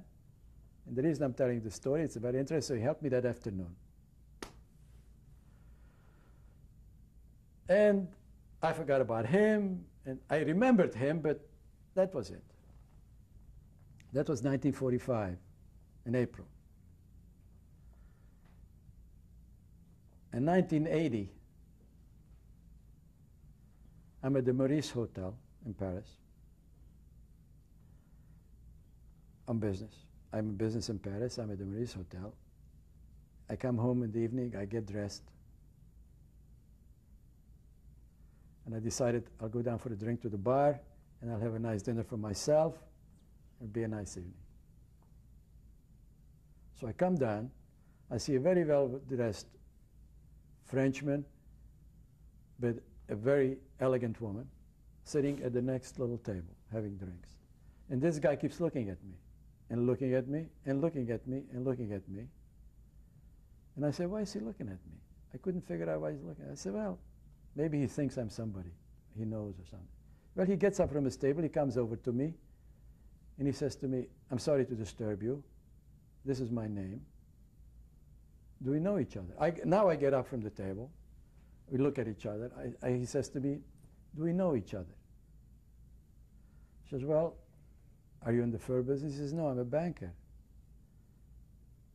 I said, do you come often to New York? Perhaps we run into each other in New York, or I come to Paris, I go to these and these places. Do you think I met you here? No, no, no, no, no, no. And then he says, I think I know. And at that moment, I said, I think I know too. And we both say Buchenwald. I said, how did you were the one. I would have never recognized you. He said, I tell you frankly, I recognize you by your nose. He says, everything else was skinny except So I lost track of him afterwards. We had a great, I insisted on buying him. I took him to the Ritz. The Ritz was not far from there, and I treated him at the Ritz, he and happened to be his wife, to this great dinner we had together. And then he said, you won't be able to get in touch with me anymore in Paris. He told me the bank he was with, Endo Suez, he's given a big job in Brazil. You know, the French banking. And this was the meeting I had 35 years later, after this young man helped me in Buchenwald. So this is the way I hid out. And this is how I managed the 10 days. This guy helped me, otherwise I hid. And the only reason, because I decided then, now I'm saying no. No. They want me. They now have to do more than just tell me to go. They'll have to do a lot more now. And I said no. And it helped me. Because there were a lot of people who were killed in the last 10 days. And when the liberation came, can you describe that moment to me? Well, it was April 11. We saw in the distance an American reconnaissance plane. So somebody had a bright idea to make an SOS from us. We made an S, those people, and an SOS. And we stood SOS as the plane passed us. And he saw it because he bent his wing. So he saw the SOS. I don't know if it meant anything. And that was around 12 o'clock. But by 11 o'clock, we saw the guards leave the guardhouses. They started running. But there was nobody there. It was no man's land. There wasn't the Germans were not there now, and the Americans were not there now. But we were afraid that the Germans might come, burn down the camp, you know, a contingent, and shoot all of us and stuff like that. So we wanted we were hoping the Americans come. The Americans came in finally around 3:30 in the afternoon. And the Americans came. You didn't see any big military or anything. They just, they just came on the side, and then people came in to look at the camp, some GIs. And I walked over to a GI, and young guy, and I asked him if he could give me some food. I'm very hungry. So he gave me a Nestle bar, and he gave me some of he had a little sack here. He gave me one of those paraffin packages that had cheese in it, and it had some crackers in it, and he gave me a little gold envelope. It said Nescafe. I didn't know what it was. And he gave me also, besides the chocolate and cheese and crackers, he gave me a little can that I didn't know what it was, but later I realized it was Spam. So he gave me a little food. Now, you know how much that food was worth? He could have gotten anything for it in Weimar, but he gave it to me. And I'm sure he didn't look like a Jewish guy, he was strawberry blonde, tall, little hunchback, meaning he was a little bit. And I spoke, again, the high school English, and I thanked him. He said, okay. He walked away. And then the Americans made the mistake of trying to feed the camp. They cooked up a bunch of food, and there was no water in the camp, so they cooked it with shortening, with fat, and some people ate it. I didn't eat it, not because I didn't want to eat it. I didn't get to it. They couldn't have it for everybody. So those who got it, half of them died because they got dysentery from it. It was too much. Their stomach couldn't take it. Next day they got smart, and they brought in the Germans. The Germans brought in tanks full of water, so we had water. And then they did the one thing that was the greatest. They disinfected everybody with DNA. We lined up with our clothes and our naked bodies. They sprayed us with DDT, got rid of all the lice because we were full of lice. And within 3 days, there was no lice. And they started bringing in a little more food, and they treated us very well. And finally, we were there, and I was there a few weeks, and then we went to France. I went to France. Tell me about when you were liberated. How did you feel? Did you feel that it was real? Well, when I was liberated, the strangest thing, the first guy that came over to talk to me and take me around was Elie Wiesel, because we wound up in the same barrack. So Elie comes over, he says to me, Anchi, we are free. And I said to him, this is the exact words. I said, we are free, but how will we live our lives without our families? But we were happy. We were happy, we were sad, we were happy that we were free, we were alive, and the Germans lost. Because we felt as long as one is alive, they lost. Because they wanted to kill us all, and they couldn't kill us all. So we had that Pyrrhic victory, that more than one was alive. I'm talking symbolically. Some of us survived. And then a few days later, Elie and I went up to the cleaner SS, what used to be SS barracks, and we occupied the barracks, and then Elie and I went to France together. Tell me about how you managed to go to France. Who was the organization? The organization was an organization called OSE. In French, it's Œuvre de Secours Enfants, which was basically a very fine organization. They helped children. They were a children's organization. They were almost like an orphanage. But during the war, they had many children. A lot of the helpers from the OSE were caught and killed, but they managed to save thousands of children. And they came to Buchenwald, and we were about 400 children, under 18 and under. And they decided to take us to France. And they took us, and they came over, and we were liberated April 11. We were there 4 or 5 weeks, and then they came with a train, with a beautiful train, and with an army rabbi, and with few American women that worked for relief organizations. And they took us on this beautiful train, which I have the picture of.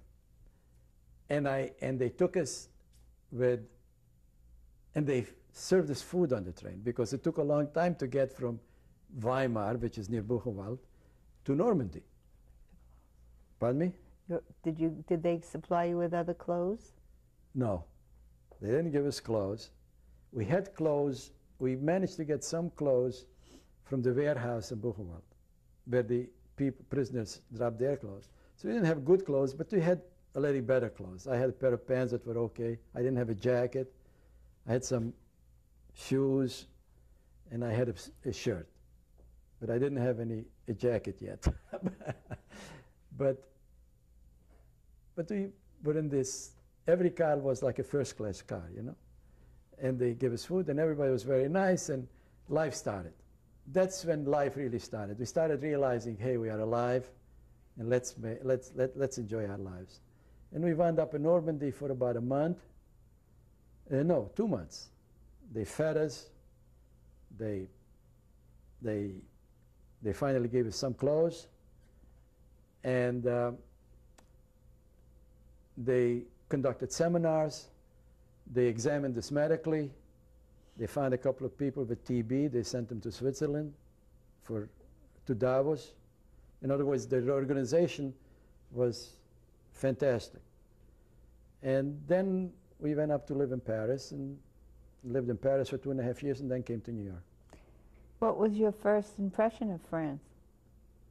Well, when we first got to France, they treated us very nicely. I didn't exactly know the French Vichy history at that time, but they treated me very nicely. They, for instance, even though I was not a Frenchman, they gave me an identity card, and I was able to ride free on the subways. I was able to go into museums for free with that card. I was able to go even to some theaters that would charge half and sometimes nothing. I went to the opera once for free, to the Paris Opera, which is a big deal. So, and I was not deported from France. So they showed us great courtesies in the beginning, in the first few months after the war. But France, as you know, had their own problems and their own, unfortunately, what they did was not particularly decent either during the war. But this is what happened. I can only tell you what happened to me, and they treated me with courtesy and in a certain amount of generosity. What did you find most inspirational in France? Your experience when you went? Well, the most dramatic moment was for me when I went into the Louvre, and I went through the museum, and I saw these beautiful things, and I was, of course, saw the Venus de Milo, and I just was overwhelmed by the statue, by this, you know. But then I saw a painting by Ingres, a nude painted from the back, her back, and a turban on her head. And when I saw the painting, the beauty of it, I cried. I was so emotionally touched by this beauty and the ugliness I was involved in that I could do nothing but break down and cry in front of this painting. And from this very day, whenever I go to Paris, I go to the Louvre, I go to that painting like you would go to a synagogue or a church. It became my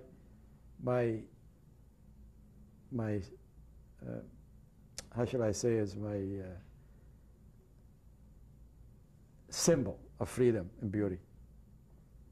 But it was an amazing thing to be able to see such beauty having come from such ugliness, and to think that there is such beauty in the world, and I can now look at it and enjoy it and participate in it. We'll stop this tape now and continue on the next tape.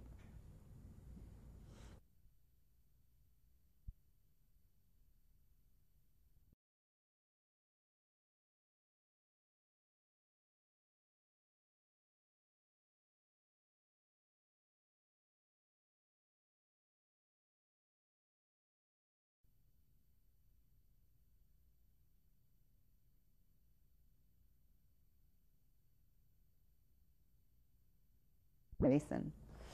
On the previous tape, you were talking about your experience at the Louvre.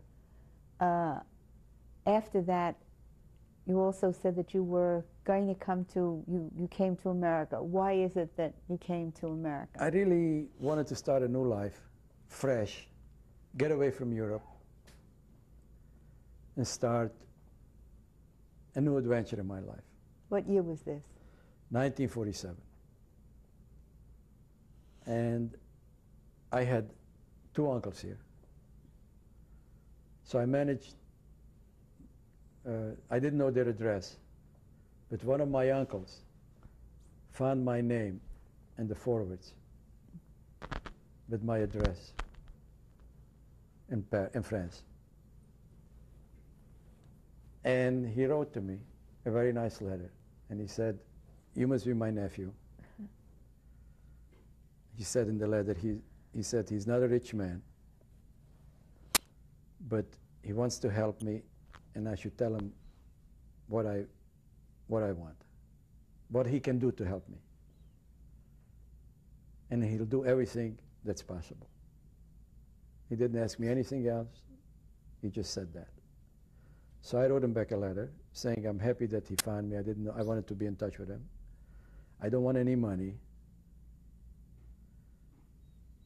I don't want any exceptional help. Everything is okay with me. But can you send me papers to be able to come to the United States? And he wrote me back immediately an answer that he's making all the arrangements for the necessary papers, and within 2 weeks I'll get the papers. And he did. And then he sent me 3 packages with clothing. He says, you don't need anything, but maybe you can use this clothing, which was very helpful. But I didn't ask him for any money because I really didn't feel that he should give me any money. I should take care of myself. And I came to the United States, and I started working. And I graduated from City College, class of 1954. And I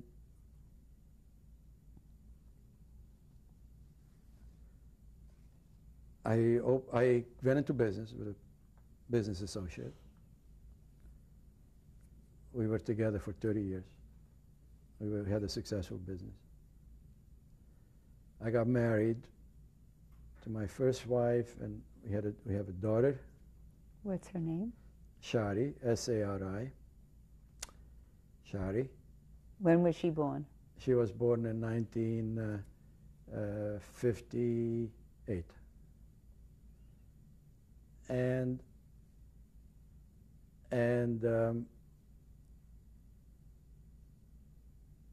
then got divorced from my wife after 18 years of marriage, and then married again. And I married the second time for 25 years. And what's your present wife's name? My present wife's name is Betty.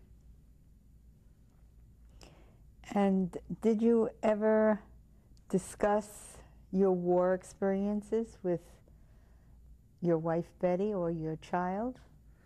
With my child, she knows. In the beginning, I did not talk about it. But when I married Betty, she learned a lot about it. I started talking more and more about it. I needed to talk more and more about it.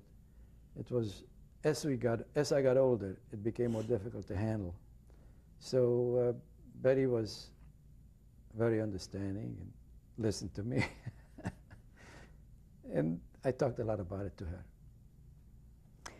Do you think that your experience affected the way you raised your daughter?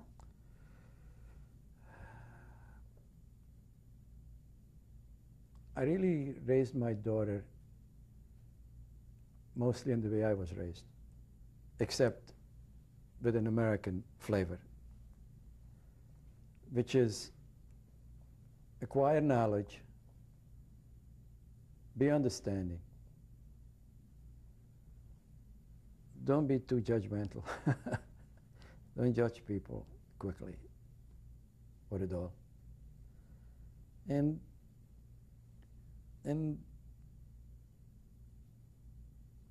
basically don't be afraid of life. It's somehow, most of the time, life takes care of you, you know. You know that line in A Streetcar Named Desire where Blanche says, I depend on the kindness of strangers. I said, there are many strangers that come into our lives that help us. They never saw us before in our lives. I said, I have many people who were helpful to me that didn't even know me, didn't even know my name. I said, as you go through life, these things happen, and the best thing is to understand the difference between a stranger who wants to exploit you and a stranger who tries to be helpful. Do you remember any one particular incident or experience that marked you most? And what you experience? Any particular experience that marked you most? In the war or just? Through your war years or and afterwards.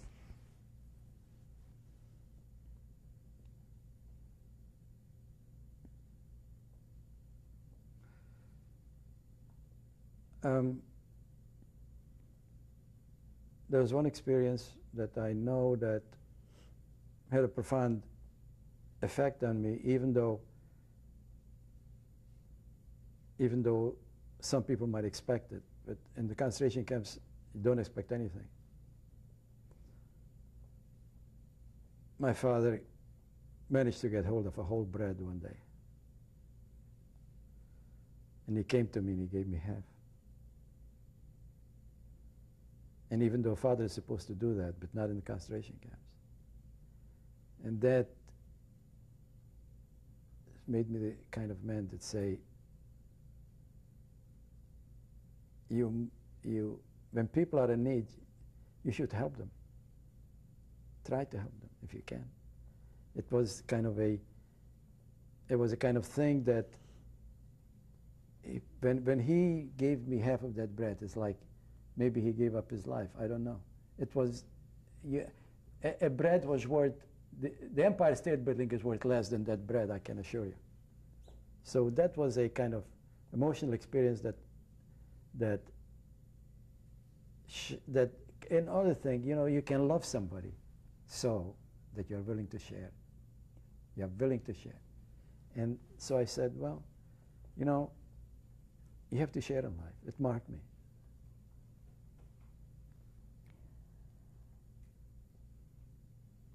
The group of children or the people that you met and went to France with as a group, the children, have you seen them since? Do you get together with them? Yes, we are always in contact.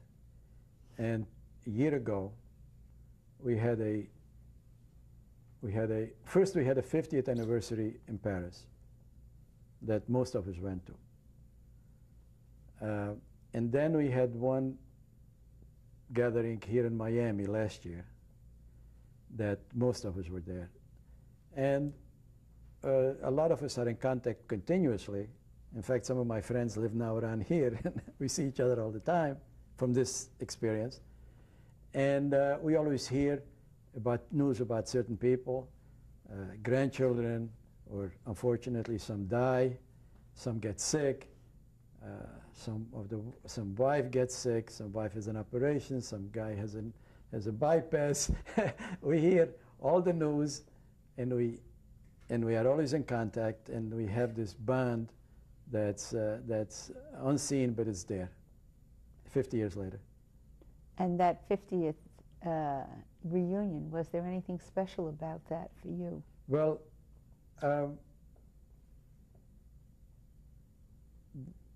the 50th reunion just put, again, I saw people that I haven't seen maybe for 50 years.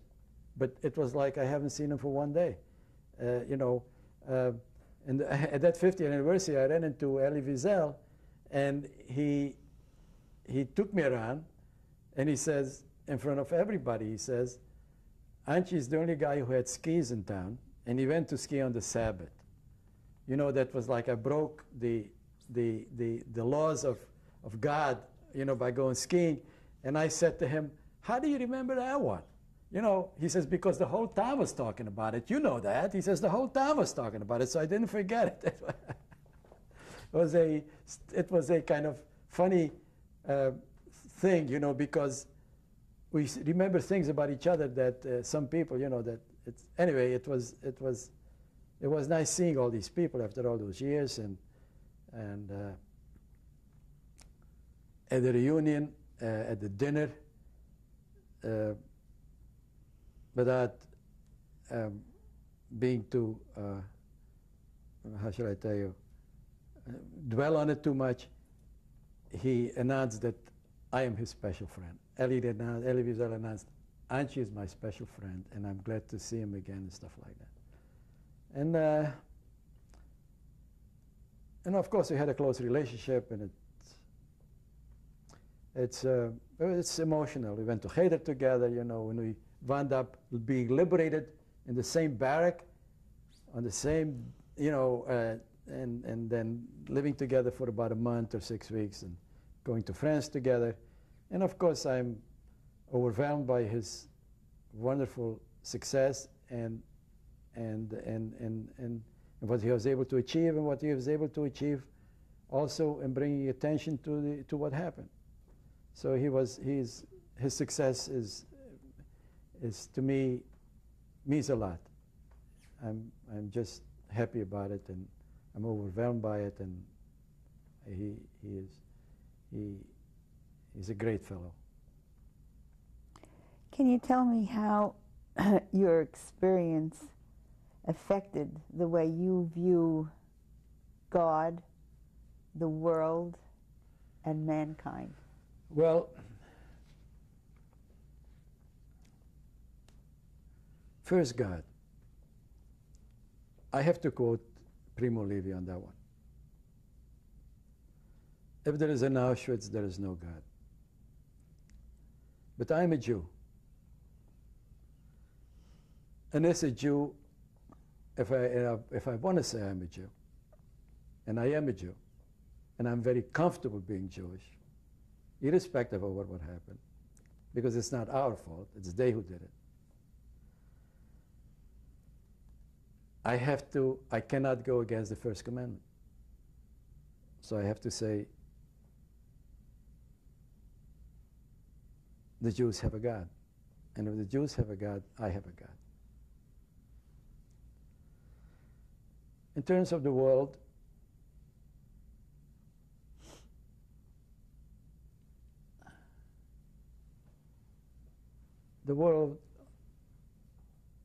the bad parts of the world is where people, power-seeking people, are destructive. People who want power and want to secure their power by force are the problem. The world is not the problem. The world is a beautiful place. It's some of these people that are the problem. In terms of people, it didn't change my views of people. I was a cynic when I was a young boy, and I'm still a cynic, but there are some wonderful people. There are some wonderful people that I like a lot, that I like to be with, that I like to be around. I meet people all the time, and I admire in people talents, even no matter, every person has talent. And, but I'm not a very sociable person, but I like people. I'm not a very social, but I like people a lot. And I think people are wonderful. Now that it's over 50 years since the end of the war, do you have a message or a lesson for your daughter, or for your possible grandchildren, wherever in the world? What happened to me and what happened to the Jews was, and what happened to other people in the World War II. But particularly I'm concerned now about the Jews, was something that was in the making for a long, long time, maybe 1,500 years, maybe longer, until finally it came to this terrible tragedy. The only thing I can say is be considerate to other people.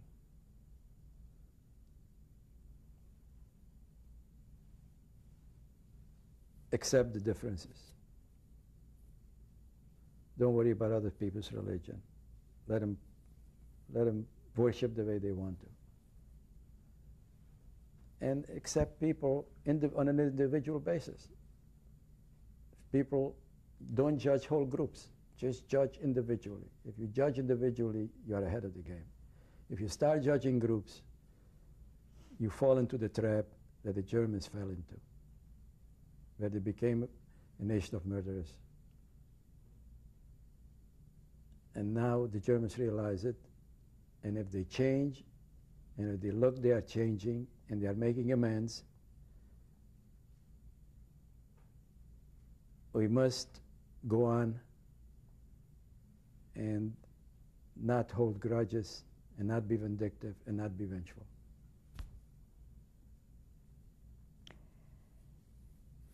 Can you tell me if you think about the war and your experiences often? Every day. There isn't a day that goes by that I don't think of what happened. And that's not something that I plan, it just comes. I can't get it out of my mind to such an extent that it doesn't come into my mind every day. I don't know about others, but to me it comes into my mind every day. How do you feel about the way you lived your life and what's important to you? I lived my life as a businessman because I wanted to be a businessman. I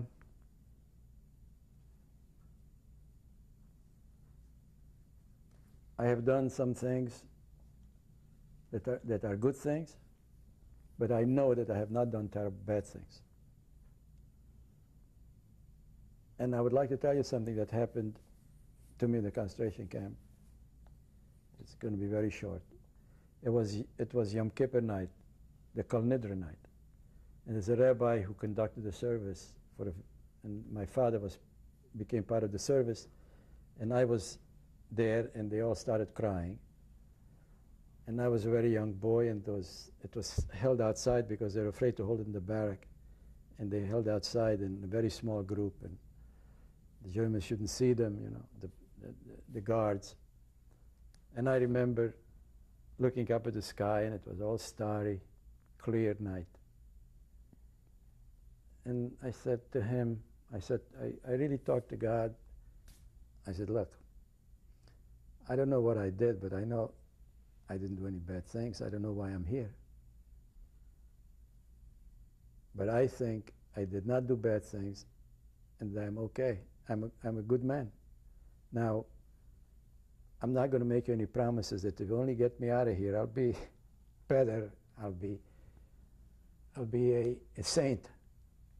I said, I'll tell you this right now. When I get out of here, I'll be the same man as I am now. I make you no other promises. And that's exactly the way I felt, and that's exactly the way I feel. That I was never a bad man. I never did bad things. I never did terrible things. I'm not a saint, but I feel that there were a lot of things, nice things happened to my life. My daughter, Betty, my second wife, my success in business, and a lot of good friends. And when we go through, and when we finish with life, we can always say, well, I wish I would have done not this, but the other.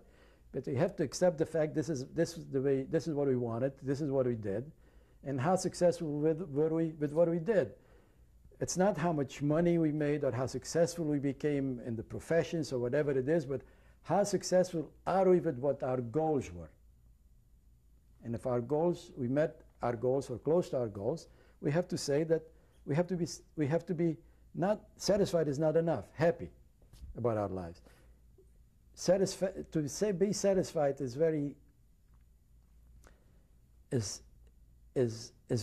is mediocre. To say that I'm happy, if that's possible, with what I did and the way I lived my life, is to say, that's what I wanted to do, and that's what I was able to do, so that's it. Why did you want to tell your story? I want to tell my story because what happened to me in my co-religion didn't happen in the whole history of mankind. And I wanted, if it's possible, that I can influence anybody, is to not be involved in violence against other people. It's not to hurt, not to be involved in hurting other people, not to be involved in destructiveness, but be creative, be compassionate, be understanding, be innovative. And you can do all these things even if you have ambitions. You don't have to hurt other people for you to be a success, for anybody to be a success. And don't hurt other people. And I hope they'll listen to me. I hope anybody who ever listens to me will understand what I'm talking about, because I'm the living example of who has witnessed a horror because of the cruelty of a group of people who decided to do things that were inhuman and horrible. And I'd say this: no civilized person in this world or in the coming years or in the coming ages will be able to imagine or is able to imagine of how bad these people were. And they should understand it and not fall into this trap. Can you tell me who encouraged you to give your testimony? I really didn't need encouragement, because I think this is a wonderful thing that the show is involved in. And the people who put the work in voluntarily are doing a wonderful job, and they sacrifice their time, and they listen to these stories, which are not easy to listen to. And it's a small thing from my part to give this testimony. But it's also I'm very grateful that they let me do this, that they give me this opportunity to testify and to the happenings of this horrible time, and to be able to be alive to tell them what happened. So I'm grateful, and insofar as I'm concerned, it's no sacrifice for me. It's something that we must do and we should do, and we shouldn't even think about it. Is there anything that you would like to add? Something that I didn't ask? You were thorough. You were thorough, you were good, you were wonderful. I can't add anything. We could probably be here for 3 years. But in this period of time, I think we covered the most important parts and the most relevant parts. And I hope that I was articulate enough to be able to recount, tell, and more or less articulate the experiences and also in the history of it. I'd like to thank you very much in behalf of myself and all of us for sharing your most interesting life and story with us. Thank you. Thank you very much. And good luck and happiness to everybody. Thank you. Can you tell me about the number on your arm? The number was tattooed on my left forearm, Auschwitz I, in the beginning of June of 1944. And the number? The number is A-7708.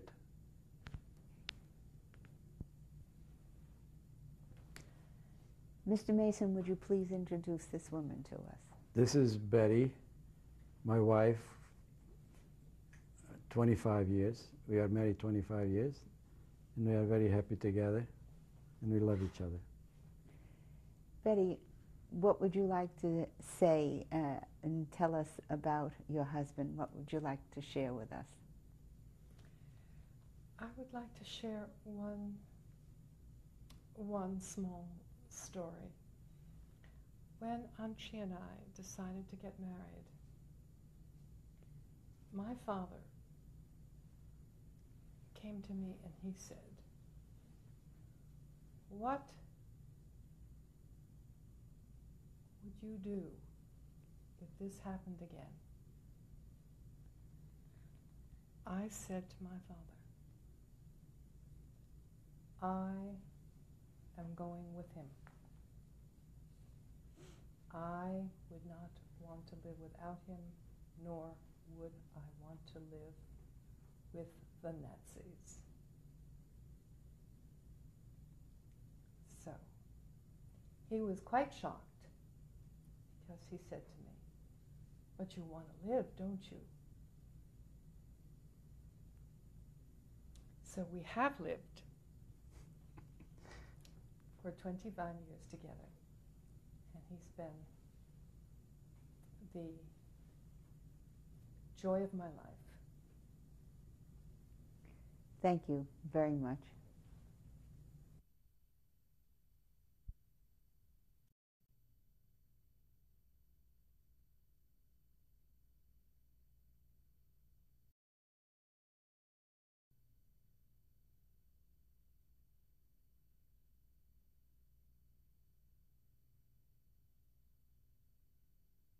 Can you tell me this Yeah. picture, please? Abraham Gottman, my grandfather. Sarah Meisner, my mother. Goldie Gottman, my aunt. And Samuel Meisner, my kid brother. Siget, and date of the photo is 1938. Engagement picture, the engagement picture of my mother Sarah and my father Maximilian Meisner. Place is Siget, date of photo 1924.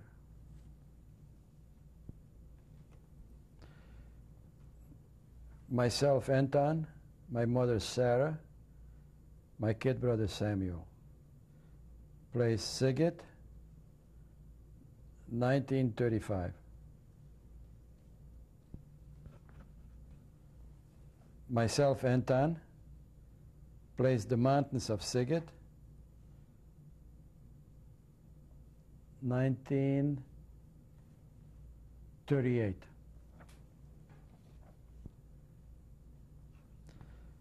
Myself, Anton, and among my best friends, Freddie, the park in Siget, 1942. Okay. On the left, with the feet on the pedal, it's me, Anton. Next to me is Hedy Deitch. Siget, 1930.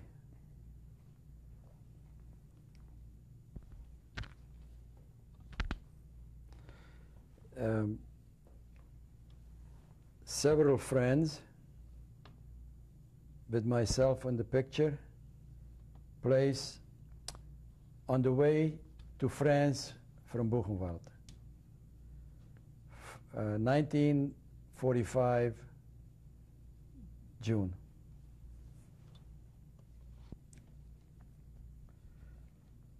Part of the group that went from in France, part of the group that went to France from Buchenwald, in a home run by OSC. The photo is 1945 July. Okay. On the left, Elie Wiesel, the Nobel laureate, and myself, Anton. 19 place, Miami Beach. Date of photo, 1987. In 1988. That's all right. My wife, Betty. Myself, Anton. My daughter, Shari. New York City, Manhattan, 1985.